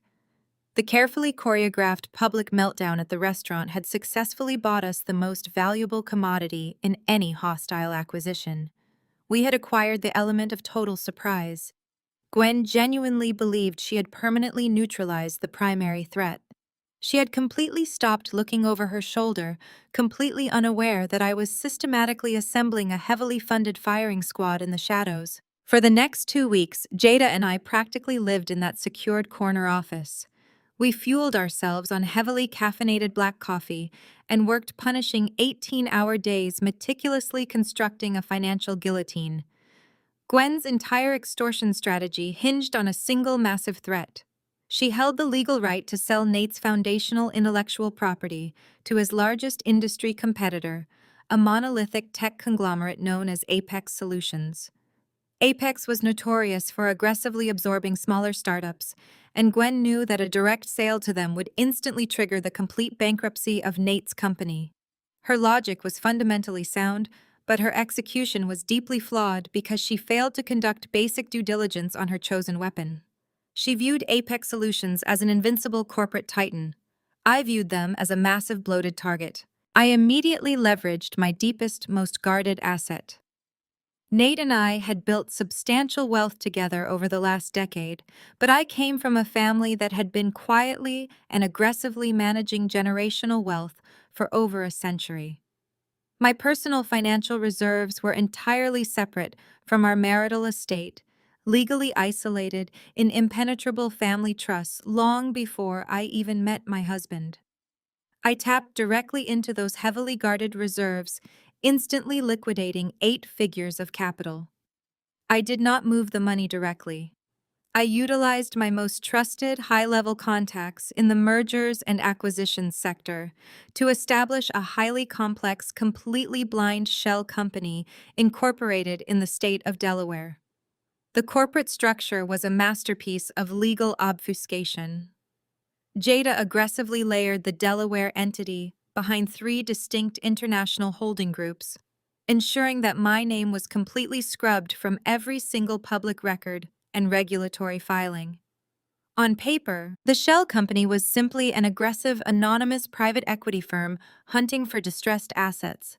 In reality, it was a guided missile aimed directly at Apex Solutions. With the heavily funded shell company fully operational, we initiated a deep forensic audit of Apex's public financial disclosures. I spent days tearing through their quarterly earnings reports, meticulously analyzing their aggressive expansion strategies and their recent highly publicized acquisitions. The corporate titan was not nearly as invincible as they projected to the market. Apex had grown far too fast, funding their relentless market dominance through massive, unsustainable borrowing. They were heavily over-leveraged, completely drowning in toxic corporate debt. They owed hundreds of millions of dollars in senior secured notes to a fragmented syndicate of highly nervous investment banks. Their entire corporate empire was built on a fragile house of cards, heavily dependent on maintaining a pristine credit rating to keep their aggressive creditors temporarily appeased. This was the exact structural weakness I needed to completely hijack Gwen's extortion plot. I did not need to fight her in open court for the rights to Nate's patents. I simply needed to take absolute control of the very entity she planned to sell them to. I instructed my anonymous Delaware shell company to aggressively enter the secondary debt market. We operated with brutal surgical efficiency. I systematically approached the most highly exposed investment banks holding Apex Solutions commercial paper. These banks were already quietly panicking about Apex's massive leverage ratio, desperate to offload the high-risk debt from their own balance sheets before the market realized how close the tech giant was to a catastrophic default. I offered them a highly lucrative exit strategy. Through the Delaware entity, I quietly purchased massive tranches of Apex Solutions corporate debt, offering to buy the high-risk bonds at a significant premium above the current market value. The nervous investment banks eagerly took the massive influx of clean cash, rapidly transferring the promissory notes, the mezzanine debt, and the underlying corporate leverage directly into my anonymous holding accounts. Jada managed the aggressive legal transfer of the debt instruments, working flawlessly through encrypted channels to ensure the massive acquisitions did not trigger any immediate regulatory alarms or public market disclosures. We executed the entire strategy in absolute terrifying silence, swallowing up their liabilities piece by piece. By the end of the second week, the financial landscape had fundamentally and irreversibly changed. Gwen was still aggressively planning her lavish victory wedding in the penthouse, entirely confident that she held the ultimate trump card. She believed she could simply walk into Apex Solutions, hand them Nate's proprietary algorithms, and walk away with a massive fortune. She had absolutely no idea that Apex Solutions was no longer an independent corporate entity capable of making those purchasing decisions. Through the massive targeted accumulation of their distressed commercial debt, my anonymous Delaware shell company was now officially their largest, most powerful, secured creditor. I held the exclusive legal right to instantly call in the massive loans, a move that would immediately force the conglomerate into total bankruptcy and completely wipe out their executive board. I had successfully positioned myself directly behind the curtain. I now held the absolute, undeniable power to dictate every single major financial decision Apex Solutions made. I owned the board of directors. I owned the executive leverage. Most importantly, I owned the specific weapon Gwen was actively holding to my husband's head. She thought she was orchestrating a brilliant high-stakes extortion plot to destroy my family and steal my life. She was blissfully unaware that the ruthless, invisible private equity firm that now completely controlled her entire exit strategy was entirely owned and operated by the very wife she thought she had successfully broken. The trap was perfectly set, the leverage was absolutely secured, and I was finally ready to invite Gwen to the boardroom to execute the final liquidation. The financial trap was secured, but the illusion of my complete defeat had to be meticulously maintained. We needed Gwen to feel so incredibly untouchable that she completely abandoned her basic survival instincts. we orchestrated a false surrender. Jada, a true legal savant, drafted a series of highly complex, incredibly convincing, but entirely fabricated legal documents. On the surface, these dense contracts appeared to legally transfer a massive 30% of Nate's total corporate equity directly into Gwen's personal name. It was the ultimate prize she had been demanding, the final key to her perceived kingdom.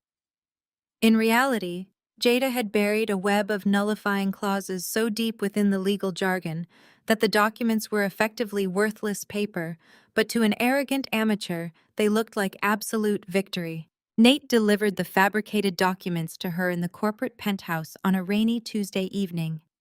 We rehearsed his exact physical posture for hours beforehand.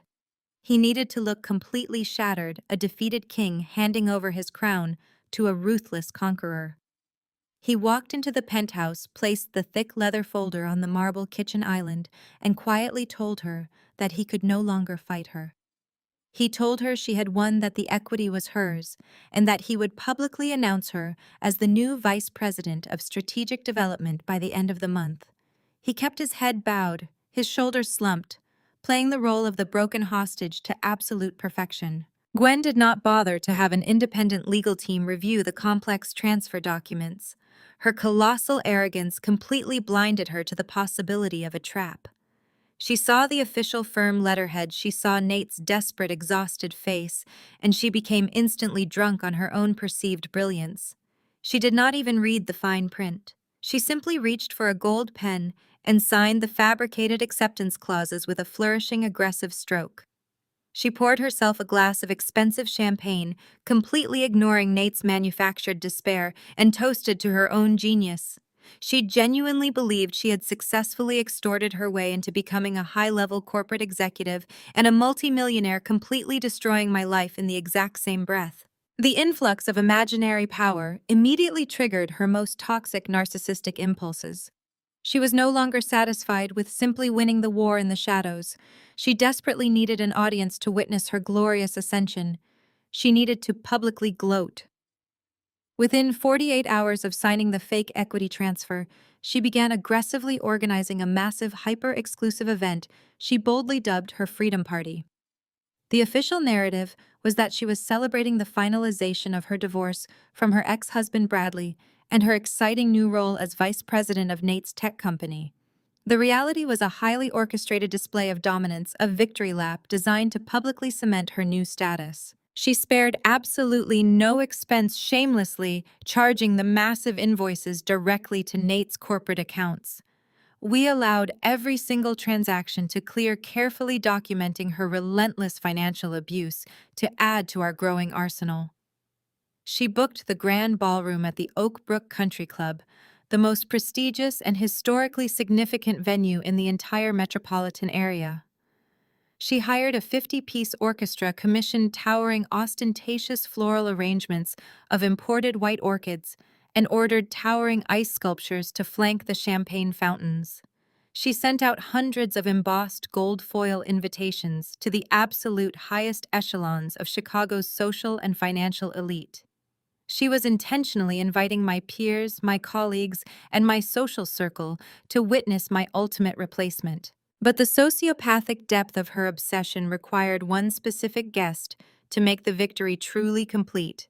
She needed me in the room. Gwen issued a direct, non-negotiable demand to Nate. She instructed him to personally deliver an invitation to my temporary apartment. She framed it with a sickeningly sweet layer of false magnanimity, calling it a vital peace offering. She told him that she wanted to publicly demonstrate that we could all be mature modern adults about the transition. She claimed it was an opportunity for me to gracefully bow out, show a united front for the sake of the company, and officially pass the torch without any lingering bitterness. Nate and I knew the exact psychological truth behind the invitation. She wanted to force me to stand in a crowded ballroom surrounded by my peers and watch my husband parade her around as his brilliant new partner. She wanted to physically watch my spirit break in real time. She wanted to look down at me from her fabricated throne and revel in my absolute humiliation. It was a staggering display of cruelty, a calculated move designed to salt the earth so thoroughly that I could never possibly recover my social standing. She needed to see me defeated in the flesh to truly believe her victory was absolute. Nate brought the heavy gold embossed envelope to Jada's law firm. We stared at the thick, luxurious paper resting on the glass conference table. Jada leaned back in her leather chair and asked me if I was genuinely prepared to walk into a room specifically designed for my execution. I picked up the invitation and traced the raised gold lettering with a perfectly steady finger. I did not feel an ounce of fear, intimidation, or sorrow. I felt the cold, thrilling anticipation of a predator watching its prey blindly walk directly into a steel snare. Gwen was gleefully constructing her own gallows, meticulously measuring the rope and testing the trapdoor, entirely convinced she was building a monument to her own unparalleled genius. I told Jada to RSVP on my behalf with my absolute highest regards. I would not cower in the shadows, hide in my apartment, or pretend to be too devastated to attend. I would put on my finest, most intimidating armor, walk directly into the center of her glittering, arrogant celebration, and give her exactly the audience she so desperately craved. She wanted a highly public spectacle, and I was going to deliver a performance that the Chicago financial district would talk about in hushed tones for the next decade. We were giving Gwen enough rope to hang herself, and she was eagerly, enthusiastically tying the noose around her own neck. The stage was finally set for the complete and total liquidation of her entire existence. The night of the Freedom Party arrived with a bitter chill in the Chicago air, a stark contrast to the suffocating heat of Gwen's manufactured victory. I pulled my understated black sedan up to the towering wrought iron gates of the Oakbrook Country Club. I did not wear my customary tailored armor. There were no razor-sharp blazers or pristine silk blouses. I deliberately chose a simple, slightly ill-fitting charcoal dress that washed out my complexion.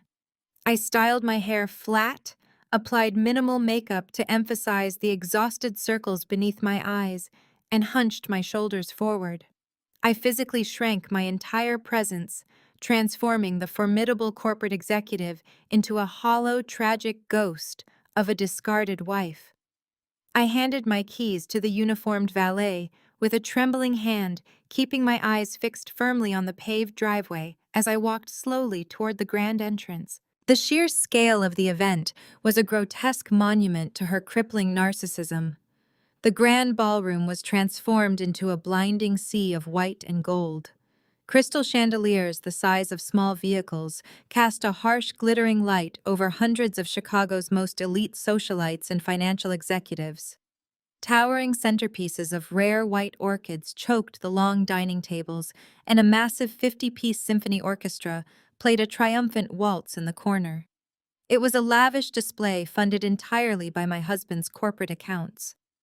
I slipped through the heavy mahogany doors, instantly feeling the collective gaze of the room snap directly onto me. The ambient chatter noticeably dipped. I could practically hear the vicious judgments rippling through the crowd as they analyzed my pathetic appearance. I kept my chin tucked low, clutching a small purse to my chest, like a physical shield playing the role of the deeply humiliated interloper perfectly. Across the vast expanse of the ballroom, I spotted Nate. He was standing near the grand staircase in a sharp tuxedo, fulfilling his role as the conquered prize, forced to endure the celebratory spectacle. And then I saw her. Gwen was holding court in the dead center of the room, absolutely radiating a toxic, triumphant energy. She was wearing a floor-length gown of shimmering silver, dripping in heavily insured diamonds, laughing loudly and aggressively, touching the arms of the wealthy executives she now considered her absolute equals. She looked like a woman who had successfully stolen the world and was actively demanding everyone worship her for the theft. I purposefully positioned myself near the massive champagne tower erected near the terrace doors, giving her a completely unobstructed line of sight. It took less than 3 minutes. I saw her sharp eyes lock onto my dull gray dress. A terrifying, predatory smile instantly slashed across her face. She excused herself from a circle of tech investors and began a slow, calculated march directly toward me. The crowd naturally parted for her, eager to witness the impending slaughter. I forced my breathing to become shallow and erratic, allowing my lower lip to tremble slightly as she closed the distance. She stopped mere inches from me, completely invading my personal space. Up close, her silver dress was breathtakingly expensive, but her eyes were completely hollow, burning with a frantic, desperate need for validation. She did not offer a greeting. She simply reached into the beaded silver clutch hanging from her wrist and extracted a neatly folded, thick piece of parchment paper. With a swift, aggressive motion, she pressed the document forcefully into my hands. I looked down. It was a high-quality copy of the fabricated divorce petition Jada had drafted, complete with Nate's forged signature on the bottom line. It was her ultimate trophy. She leaned in close, her heavy floral perfume masking the sour scent of the expensive champagne on her breath. Her voice was a low, venomous hiss, meant only for my ears, designed to completely shatter whatever fragile dignity I had left. She looked me dead in the eye and delivered the killing blow. I told you, you were always just the backup plan. He signed 30% of his life over to me. Game over. I did not break character for a single fraction of a second. I channeled every ounce of the manufactured despair I had practiced in my bathroom mirror. I let my eyes widen in sheer terror, staring at the thick parchment paper in my trembling hands. I physically recoiled from her, letting out a sharp, choked gasp that was loud enough to draw the attention of the surrounding guests. I forced hot, stinging tears to flood my eyes, letting them spill over my lashes and run violently down my pale cheeks. I looked up at her, my face a perfect mask of absolute, devastating defeat. I nodded submissively, completely surrendering my pride right there on the polished marble floor. I turned sharply on my heel and fled. I practically sprinted toward the heavy mahogany exit doors, clutching the fake divorce papers to my chest. I pushed past the bewildered guests, keeping my face buried in my shoulder, allowing the entire ballroom to witness the completely broken woman running desperately into the cold Chicago night. I burst through the front entrance, the freezing air biting at my tear-stained cheeks, and frantically waved down the valet. I stood on the edge of the driveway, shaking violently in the cold, hyperventilating, as the young attendant scrambled to retrieve my sedan. I let the tears flow freely, ensuring the heavy security cameras at the entrance captured my complete emotional devastation. The black sedan screeched to a halt in front of me. The valet quickly opened the driver's side door, offering a deeply sympathetic, pitying look. I practically dove into the leather seat, pulling the heavy door shut behind me with a solid, echoing thud. The interior of the car was completely dark and blissfully silent. The exact second the lock engaged, the hysterical tears instantly vanished. My breathing leveled out, becoming slow, deep, and perfectly controlled. I wiped the remaining moisture from my cheeks with the back of my hand, my posture instantly snapping from defeated to rigidly dominant. I tossed the fake divorce papers carelessly onto the passenger seat, completely dismissing the useless prop. I reached into my purse, pulled out my encrypted mobile phone, and dialed Jada's secure line. She answered on the first ring, the tense silence on her end communicating her absolute readiness. I looked back at the glowing, opulent windows of the country club, where Gwen was undoubtedly receiving congratulations for my destruction. I leaned my head back against the leather headrest, a genuine cold smile touching the corners of my mouth. The fish took the bait, pull the net. The following morning dawned with the brutal, unforgiving clarity of a Chicago winter. Inside the sprawling glass-walled headquarters of Nate's tech company, the atmosphere was thick with the high-voltage anxiety that naturally accompanied the annual shareholder meeting. The executive boardroom, a massive architectural marvel, suspended directly over the main engineering floor, was fully prepped for the most critical financial presentation of the fiscal year. The long conference table, carved from a single seamless slab of polished obsidian, was surrounded by 20 of the most powerful institutional investors, venture capitalists, and senior board members in the technology sector. These were incredibly ruthless individuals, who moved billions of dollars of liquid capital before their morning coffee, and they expected nothing less than absolute mathematical perfection from the visionary founder they had heavily backed. They were completely unaware that they were sitting in the exact epicenter of an impending corporate detonation. The meeting was scheduled to commence at exactly 9 in the morning, a strict protocol that had never once been violated in the company's 5-year history. At precisely 9 o'clock, the heavy acoustic doors of the boardroom swung open with an aggressive, calculated force that shattered the professional calm of the room. Gwen did not simply walk into the meeting, she staged a hostile invasion.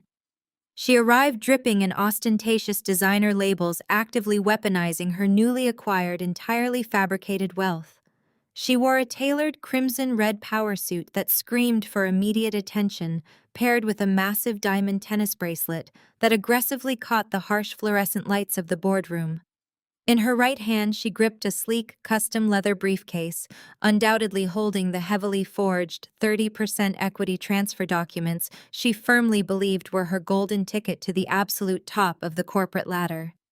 She walked with the exaggerated, deeply arrogant swagger of a conqueror, stepping onto a freshly vanquished battlefield, her sharp stiletto heels clicking violently against the hardwood floor. She bypassed the standard guest seating, completely ignoring the confused rising protests of the executive assistants near the door, and marched directly toward the head of the obsidian table.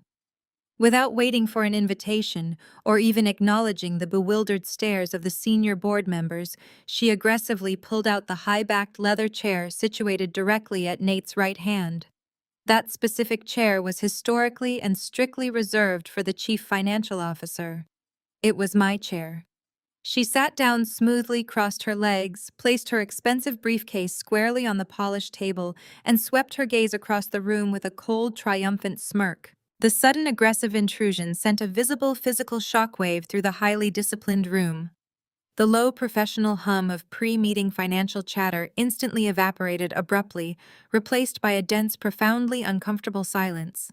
The venture capitalists exchanged sharp, highly calculating glances, their hands hovering over their digital tablets. The lead institutional investor, a notoriously ruthless septuagenarian named Harrison, who controlled the company's largest debt facility, frowned deeply. He aggressively adjusted his gold-rimmed glasses, clearly failing to recognize the flashy woman treating his multi-million-dollar investment meeting like her own personal, highly dramatic coronation. Gwen bathed in their utter confusion. She fed on the sudden chaotic shift in the room's energy. She leaned back deep into my leather chair, her crimson smirk widening into a full predatory smile. She did not wait for Nate to call the room to order or formally introduce her to the highly exclusive board. She blatantly bypassed every single established rule of corporate etiquette and took total hostile control of the floor. She slowly turned her head toward Nate, her voice projected loudly and clearly so that every single powerful person in the massive room could hear her venomous command. She completely ignored the bewildered executives and addressed the chief executive officer as if he were her personal, heavily subjugated subordinate. She loudly demanded that he completely skip the standard quarterly financial reviews and immediately begin the meeting with the only structural announcement that truly mattered. She instructed him to officially and publicly declare his impending catastrophic divorce, explicitly demanding he sever all ties with his former life in front of his most critical financial backers. Then she raised her voice even louder forcefully, insisting he formally introduce her to the board of directors as the new, undisputed legal owner of 30% of the company's total equity and the newly appointed vice president of strategic development. Her tone was absolute, heavily laced with the intoxicating, blinding high of absolute power. She was demanding her public crowning, effectively ordering Nate to strip himself of his entire professional dignity and hand her the keys to his empire, while the venture capitalists watched in horror. The reaction from the board was immediate, visceral, and completely explosive. A wave of frantic, highly alarmed murmuring erupted violently around the long obsidian table. The senior executives shifted uncomfortably in their seats, their faces tight with sudden catastrophic financial panic. Harrison slammed his heavy gold pen down onto the table with a sharp crack, aggressively demanding an immediate, highly detailed legal explanation for the unprecedented breach of security protocol and the completely unverified, insane claims of a massive, unapproved equity shift. The very foundation of the company's multi-million-dollar valuation seemed to actively tremble under the crushing weight of Gwen's arrogant declaration. The investors looked directly at Nate, fully expecting to see a man furiously defending his company from a deranged, delusional intruder. They expected him to immediately summon corporate security and have her physically and forcefully removed from the premises. Gwen watched the financial chaos unfold with absolute unadulterated delight, completely misreading the terrified room. She genuinely thought the frantic panic was the glorious sound of her own ultimate victory.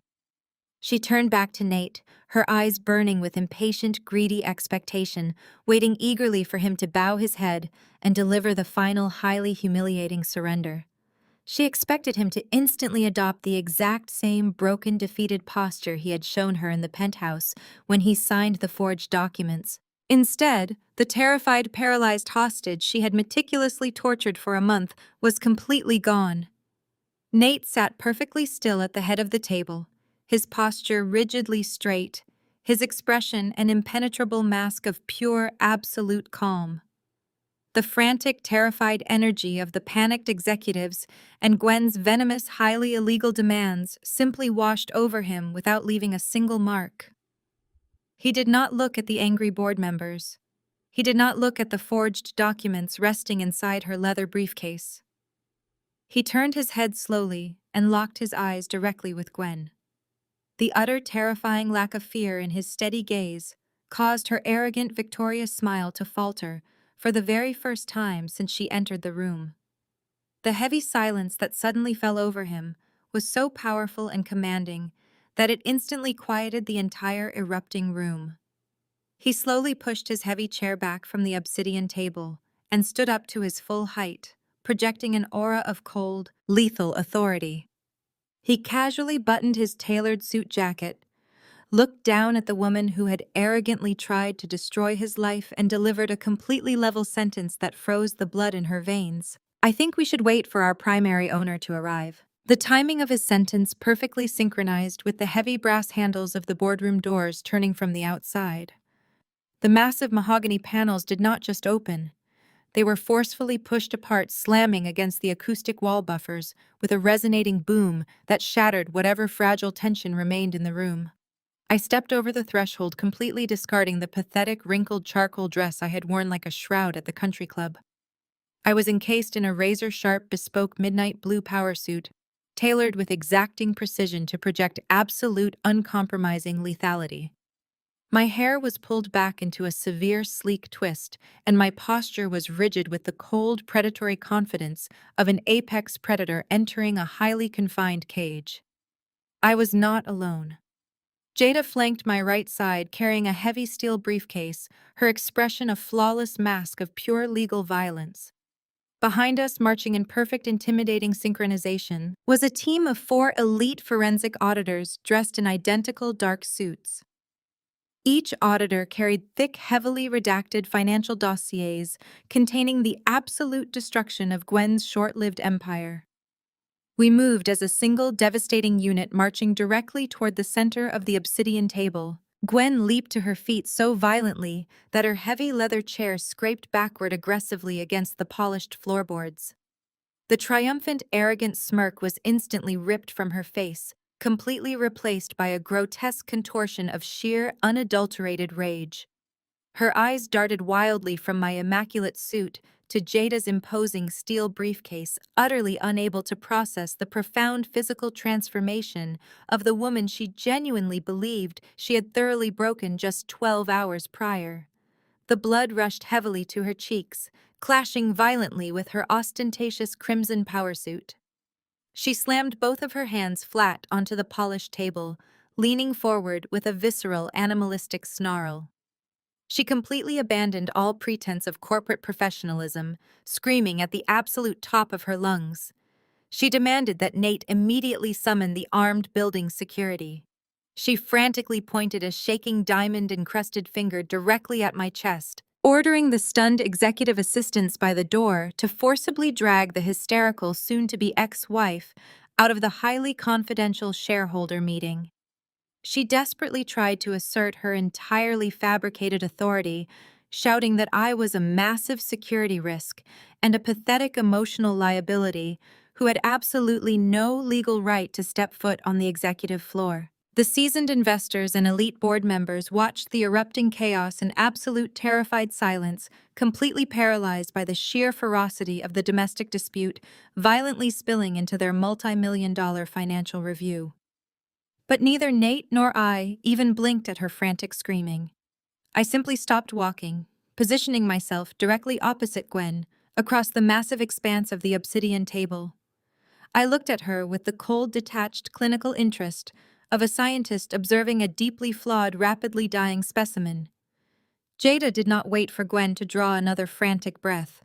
She stepped smoothly around the table, bypassing the frozen venture capitalists, and walked directly toward the head seat.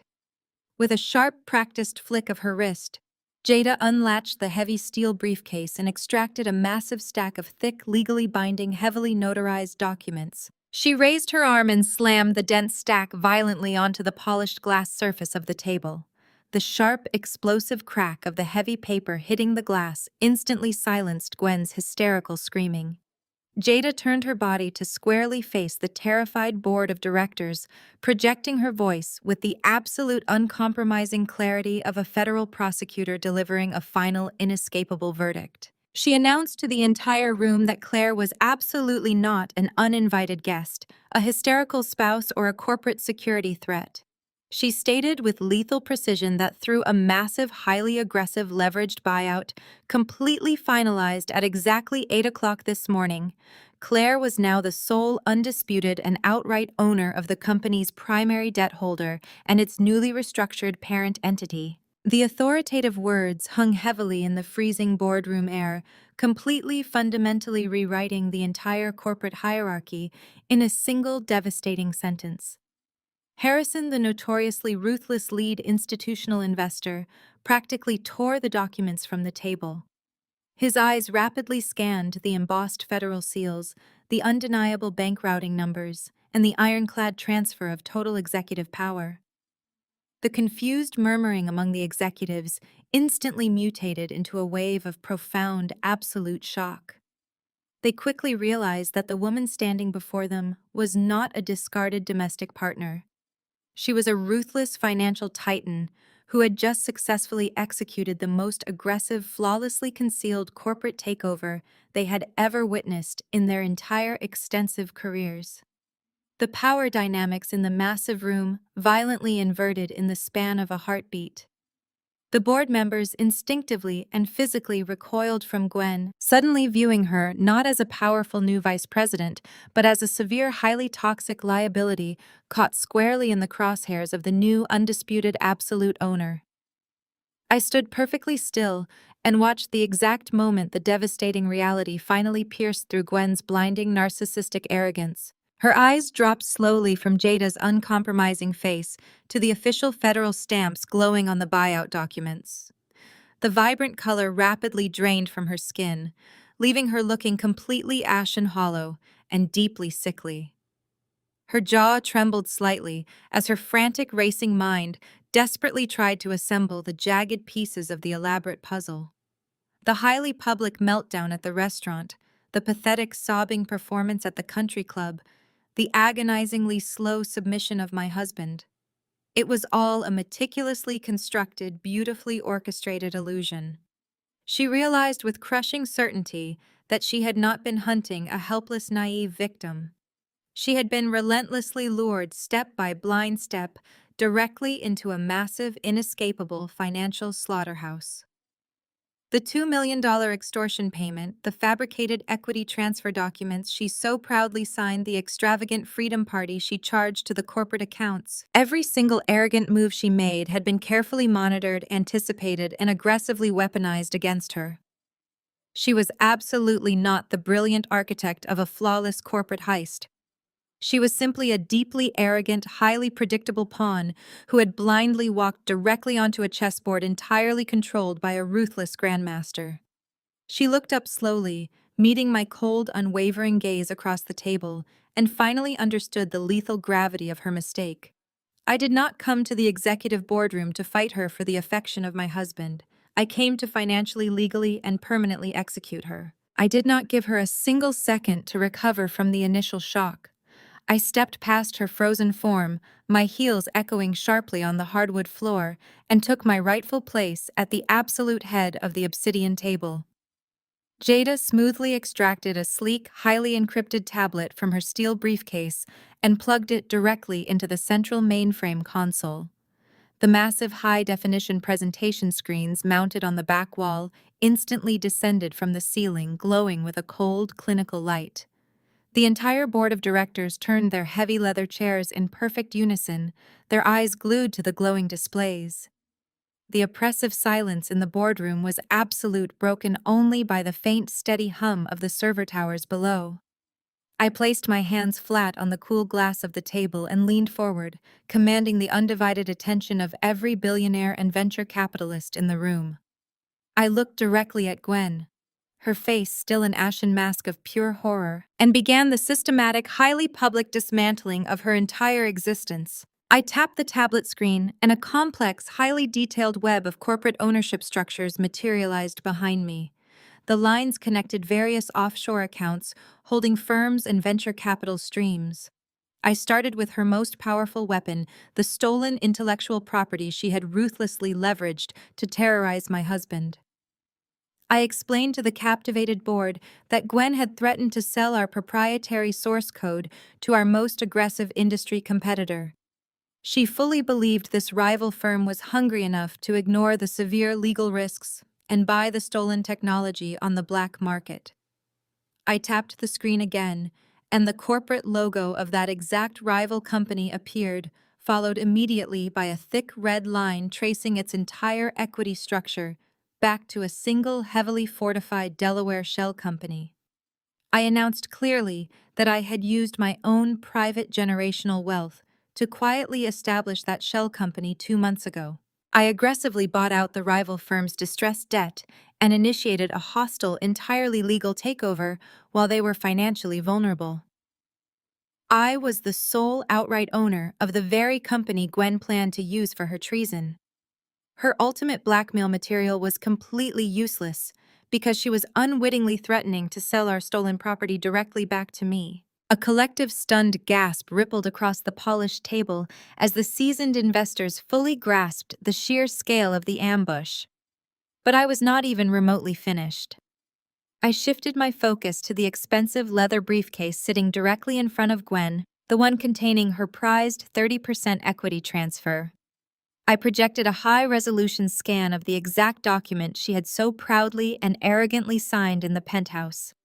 I magnified the fine print, the dense legal jargon she had completely ignored in her blinding narcissistic haste. I turned to the board and clarified the exact nature of her grand prize. The documents did not grant her ownership in our highly lucrative parent company. Jada had legally resurrected a completely defunct, thoroughly radioactive dummy subsidiary that had been deliberately bleeding cash for a decade. Before Nate handed her the papers, we surgically transferred $5 million of incredibly toxic, completely defaulted debt directly into that specific subsidiary. When Gwen confidently signed the acceptance clauses without consulting an independent lawyer, she legally bypassed all standard corporate liability shields. She did not inherit 30% of a billion-dollar tech empire. She legally accepted full, inescapable personal liability for $5 million of aggressively compounding, immediately payable corporate debt. Gwen physically collapsed backward into her heavy leather chair. The sheer gravitational force of the financial ruin hit her like a physical blow to the chest. Her hands trembled violently as she stared at the magnified legal signatures on the immense screen, finally recognizing the inescapable trap she had enthusiastically walked into. Her breathing became ragged, frantic gasps, echoing loudly in the completely silent room. She desperately tried to speak, her mouth opening and closing, soundlessly, utterly incapable of formulating a single defense against the ironclad legal reality staring her in the face. But the corporate execution was not yet complete. I tapped the tablet one final time, bringing up a highly secure federal banking portal. The screen illuminated with the undeniable time-stamped proof of the $2 million extortion payment she had aggressively demanded from Nate, the money she used to fund her lavish lifestyle, and the extravagant party at the country club. I explained with absolute surgical precision that Jada did not categorize that wire transfer as a settlement, a gift, or a standard corporate buyout. The $2 million was legally structured, legally filed, and federally recognized as a highly leveraged, aggressively compounding collateralized loan. And because she believed she was entirely invincible, she had unknowingly secured that massive loan against every single personal asset she possessed. Her luxury vehicles, her expensive jewelry, her private banking accounts, and any future earnings were now entirely and legally forfeit to my holding company. Furthermore, buried deep within the fraudulent equity papers she signed was an immediate repayment clause. Because she failed to make the first phantom payment 24 hours ago, the entire $2 million loan was currently in total catastrophic default. She was instantly bankrupt. Her accounts were already frozen by federal mandate. Every single item she purchased with my money would be aggressively repossessed by the end of the business day. She had absolutely nothing left. Her entire fabricated kingdom had been reduced to ashes in under 5 minutes. The highly disciplined board members stared at her, not with pity, but with the cold, calculating detachment reserved for a severely failed toxic investment. She was completely isolated, financially annihilated, and legally bound to millions of dollars of insurmountable debt. Gwen slowly turned her head toward Nate, her eyes wide with a pathetic, desperate plea for a sudden reprieve. She looked at the man she had ruthlessly tormented, psychologically abused, and attempted to completely conquer foolishly, hoping to find a shred of the broken hostage she thought she controlled. But Nate did not flinch or offer an ounce of sympathy. He stood perfectly tall beside me, his tailored suit immaculate, his posture radiating absolute uncompromising authority. He looked down at her terrified, pale face with an expression of pure, unadulterated disgust. He leaned forward slightly, placing his hands flat on the polished obsidian, and delivered the final fatal blow in a voice as cold as ice. "You were never a priority, Gwen. You were a toxic asset, and my wife just liquidated you." The silence that followed his execution order lasted only a fraction of a second before Gwen's entire psychological architecture violently and catastrophically collapsed. The sudden, absolute realization that she had been utterly outplayed completely obliterated the last remaining shreds of her carefully manufactured corporate composure. She did not simply cry or beg. She erupted into a state of sheer, unadulterated primal hysteria. A guttural, piercing scream tore from her throat, a horrific sound of pure fury and devastating loss that physically rattled the heavy crystal water glasses resting on the obsidian table. She violently lunged forward, her diamond bracelet scraping harshly against the glass surface, and grabbed the thick stack of forged equity documents Jada had placed before her. With a frantic, completely unhinged, sweeping motion, she hurled the heavy paperwork across the room. The thick pages separated midair, fluttering down upon the stunned, paralyzed board members like a pathetic, disorganized snowfall of her own financial ruin. She wildly thrashed her arms, knocking over a heavy silver pitcher, sending a wave of ice water crashing directly into her own expensive leather briefcase. The highly disciplined venture capitalists physically scrambled backward in their heavy leather chairs, openly horrified by the feral, deranged spectacle unfolding right in the middle of their sacred executive sanctuary. Gwen completely ignored their profound disgust. She began screaming a torrent of incoherent, venomous threats, vowing to destroy Nate, swearing to burn the company to the ground, and promising to unleash legal hell upon my entire family. Her face was flushed a deep, dangerous shade of purple, the veins in her neck bulging against her heavy diamond necklace. She looked completely insane, a rabid animal cornered in a trap of her own enthusiastic design, desperately thrashing against steel jaws that would never let her go. Before the terrified executive assistants could even reach for the emergency security panic buttons, the massive mahogany doors of the boardroom swung open for the third and final time that morning. The heavy wooden panels hit the wall buffers with a resounding crash that instantly sliced through Gwen's hysterical screaming. The frantic energy in the room immediately shifted from chaotic shock to total rigid paralysis. Three heavily armored local law enforcement officers walked aggressively through the threshold, their hands resting firmly on their utility belts. They were immediately followed by two stern, impeccably dressed federal agents wearing dark suits and severe, completely unreadable expressions. They did not pause at the doorway or ask for permission to interrupt the shareholder meeting. They marched in a tight, highly coordinated formation directly toward the head of the obsidian table, their heavy boots thudding rhythmically against the expensive carpet. The absolute authority radiating from their presence instantly suffocated the remaining oxygen in the massive room. Gwen froze instantly, her arms suspended mid-air, a look of profound primal terror finally washing over her flushed face. The frantic screaming died in her throat, replaced by a sudden jagged gasp for air. Jada smoothly stepped out from behind my right shoulder, her posture radiating absolute legal supremacy. She did not raise her voice, but her cold, authoritative tone easily commanded the entire room. She looked directly at the lead federal agent and gave a short confirming nod. Jada then turned her gaze to Gwen, delivering the legal reality with the lethal precision of a sniper.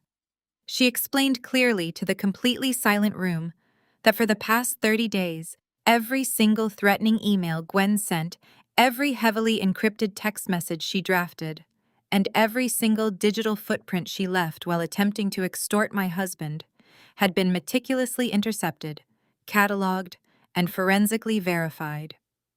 Jada had taken that massive, irrefutable mountain of digital evidence, combined it with the federal banking records of the $2 million wire transfer, and hand-delivered the entire explosive dossier directly to the Securities and Exchange Commission and the local district attorney's office. The lead federal agent stepped smoothly around the shattered glass and scattered documents on the floor. He stopped mere inches from Gwen, pulling a pair of heavy cold steel handcuffs from his leather belt. His voice was a flat, bureaucratic drone that offered absolutely zero room for negotiation. He loudly and clearly stated her full legal name, officially declaring that she was under immediate arrest for multiple counts of severe corporate extortion, grand larceny, and federal wire fraud. Gwen tried to physically recoil, desperately shaking her head in a pathetic, frantic denial, but the sheer gravity of the moment had finally crushed her entirely. The two local officers stepped forward and aggressively grabbed her arms, forcefully, pulling them behind her back. The sharp metallic click of the steel cuffs locking tightly around her wrists echoed like a final devastating gunshot in the completely silent boardroom. The officers did not offer her a single ounce of dignity. They forcefully spun her around, forcing her to march directly past the long line of horrified venture capitalists and institutional investors she had so desperately tried to impress just 20 minutes prior. Her legs gave out completely. She could no longer support her own weight. The officers had to physically drag her forward, the sharp tips of her expensive designer stilettos aggressively digging into the plush corporate carpet, leaving deep, pathetic trenches in her wake. The powerful men she had planned to rule watched her deeply humiliating exit with absolute, unadulterated contempt. Just as they reached the heavy mahogany doors, I raised my voice, ensuring my final words struck her with absolute lethal force. I called her name, forcing the officers to pause the march for a single second. Gwen turned her head over her shoulder, her mascara running in thick, ugly black streams down her pale cheeks, her eyes completely devoid of any remaining hope. I looked at her with a cold, hollow emptiness. I informed her that Jada had made one additional highly strategic phone call this morning. Jada had personally contacted the aggressive legal counsel representing Gwen's ex-husband, Bradley. We did not just hand the federal authorities the evidence of her severe financial crimes. We provided Bradley's legal team with the exact same irrefutable, heavily documented proof of her massive fraud, reckless spending, and criminal extortion. I watched the final light completely extinguish in her eyes as I delivered the killing stroke. Armed with the undeniable proof of her federal felonies, Bradley's lawyers had immediately filed an emergency motion with the family court. Her heavily contested divorce settlement was completely annihilated. The judge had already approved the motion to enforce their original ironclad prenuptial agreement. She was entirely and permanently stripped of all requested alimony, every single piece of shared real estate, and all marital assets. She had tried to steal my husband, my company, and my entire life to fund her arrogant fantasy. In response, I had meticulously and legally ensured she was leaving that building with absolutely nothing. No money, no status, no husband, no freedom. The heavy mahogany doors swung shut behind her with a final echoing thud, permanently sealing her absolute destruction and officially returning the corporate empire entirely back to us. The echo of those heavy mahogany doors swinging shut did not just mark the absolute end of a pathetic extortion attempt. It served as the explicit starting gun for our rapid ascension. In the immediate aftermath of the boardroom slaughter, the atmosphere on the executive floor transformed from a state of suffocating, tense anxiety into a relentless, high-velocity machine. With the toxic liability of Gwen's parasitic grip surgically removed from our financial ecosystem, Nate and I shifted our focus entirely toward aggressive, unhindered market expansion. 6 months later, we stood together on the elevated balcony overlooking the chaotic trading floor of the New York Stock Exchange. The air was absolutely electric, filled with the deafening roar of frantic traders and the relentless blinding flashes of green digital tickers wrapping around the expansive room. Nate firmly gripped the heavy wooden gavel and struck the opening bell with a resounding victorious crack, officially taking our newly restructured parent company public. Because I had preemptively secured the debt and meticulously consolidated the equity through the leveraged buyout, our initial public offering launched with a completely pristine capitalization table, entirely free of the toxic leverage Gwen had attempted to inject. The market responded with ferocious, unprecedented enthusiasm. Our valuations skyrocketed past our most aggressive projections within the very first hour of live trading. We were no longer just a highly successful tech firm. We were an undisputed industry leviathan, and we legally, undeniably owned every single piece of it. The profound financial victory, however, was secondary to the absolute permanent transformation of our marriage. We had been violently dragged through an agonizing, deeply traumatizing trial by fire, forced to jointly navigate a complex labyrinth of psychological warfare, manufactured infidelity, and severe corporate espionage. A weaker foundation would have instantly crumbled under the crushing, suffocating weight of that prolonged manipulation. But the intense crucible did not break us. It forged us into something entirely impenetrable. The carefully maintained, polite boundaries between Nate's corporate empire and my private generational wealth were permanently and eagerly dissolved. We no longer operated as two successful individuals simply sharing a prestigious household. We functioned as a single lethal, highly synchronized entity. Our relationship was now built on a hardened bedrock of absolute, unfiltered truth. There were no more shadows, no more unsaid anxieties, and absolutely no more vulnerabilities for an arrogant outsider to exploit. Nate looked at me not just as an equal partner, but as the ruthless architect of his ultimate salvation, the woman who held the line when he was entirely ready to surrender. He finally understood the sheer terrifying depth of my loyalty and the devastating lengths I would go to protect what rightfully belonged to us. We had rapidly evolved from a modern married couple into an unstoppable apex predator team fully capable of annihilating any threat that dared to cross our fortified threshold. The massive shockwaves of the boardroom execution radiated violently outward, completely shattering the fractured, highly toxic social dynamics that Gwen had so gleefully poisoned. The vicious rumors she had aggressively planted within our extended family and elite professional circles evaporated the exact second the severe federal indictments became public record. The aunt's cousins, and supposedly loyal friends who had eagerly consumed her venomous lies were suddenly faced with the devastating, highly public reality of my absolute triumph.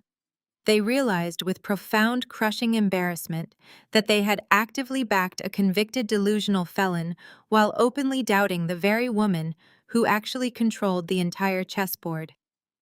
The apologies began arriving in a steady, pathetic stream of expensive handwritten notes and tearful, rambling voicemails. They desperately tried to backtrack loudly, claiming they were manipulated and shamelessly pleading for our immediate forgiveness. I accepted their apologies with a cold, perfectly polite detachment, but their access to our private inner circle was permanently and irreversibly revoked. Trust once freely given was now a heavily fortified, highly exclusive fortress. The only person who stood inside those walls with us was Jada. She had definitively proven herself to be a brilliant intellectual equal, a fiercely loyal confidant, and a ruthless legal enforcer. She remained our absolute most valued family ally, sitting squarely at the right hand of our empire, always prepared to unleash absolute legal hell on anyone who tested our perimeter. As for Gwen, her steep descent into absolute ruin was swift, permanent, and entirely self-inflicted. The aggressive federal prosecutors did not offer her a single microscopic ounce of leniency. Stripped entirely of her marital assets by Bradley's aggressive lawyers and suffocating under millions of dollars of immediately payable toxic debt, she was forced to rely on an overworked, deeply exhausted public defender who immediately advised her to accept a brutal multi-year plea deal. She traded her ostentatious designer power suits for a standard issue deeply unflattering federal uniform completely erased from the glittering wealthy circles she had so desperately tried to conquer. She had genuinely believed that ruthlessness was measured by how loudly you could scream, how aggressively you could demand unearned compliance, and how many innocent lives you could casually destroy for your own twisted amusement. She fundamentally failed to understand that true, enduring power is entirely silent. True power does not need to announce itself at a lavish country club or forcefully demand a stolen seat at the head of the obsidian table. True power waits patiently in the shadows, carefully analyzing the structural weaknesses of its arrogant enemies, meticulously gathering overwhelming resources and setting a financial trap so deeply concealed that the prey never even realizes it is dead until the steel jaws irrevocably snap shut.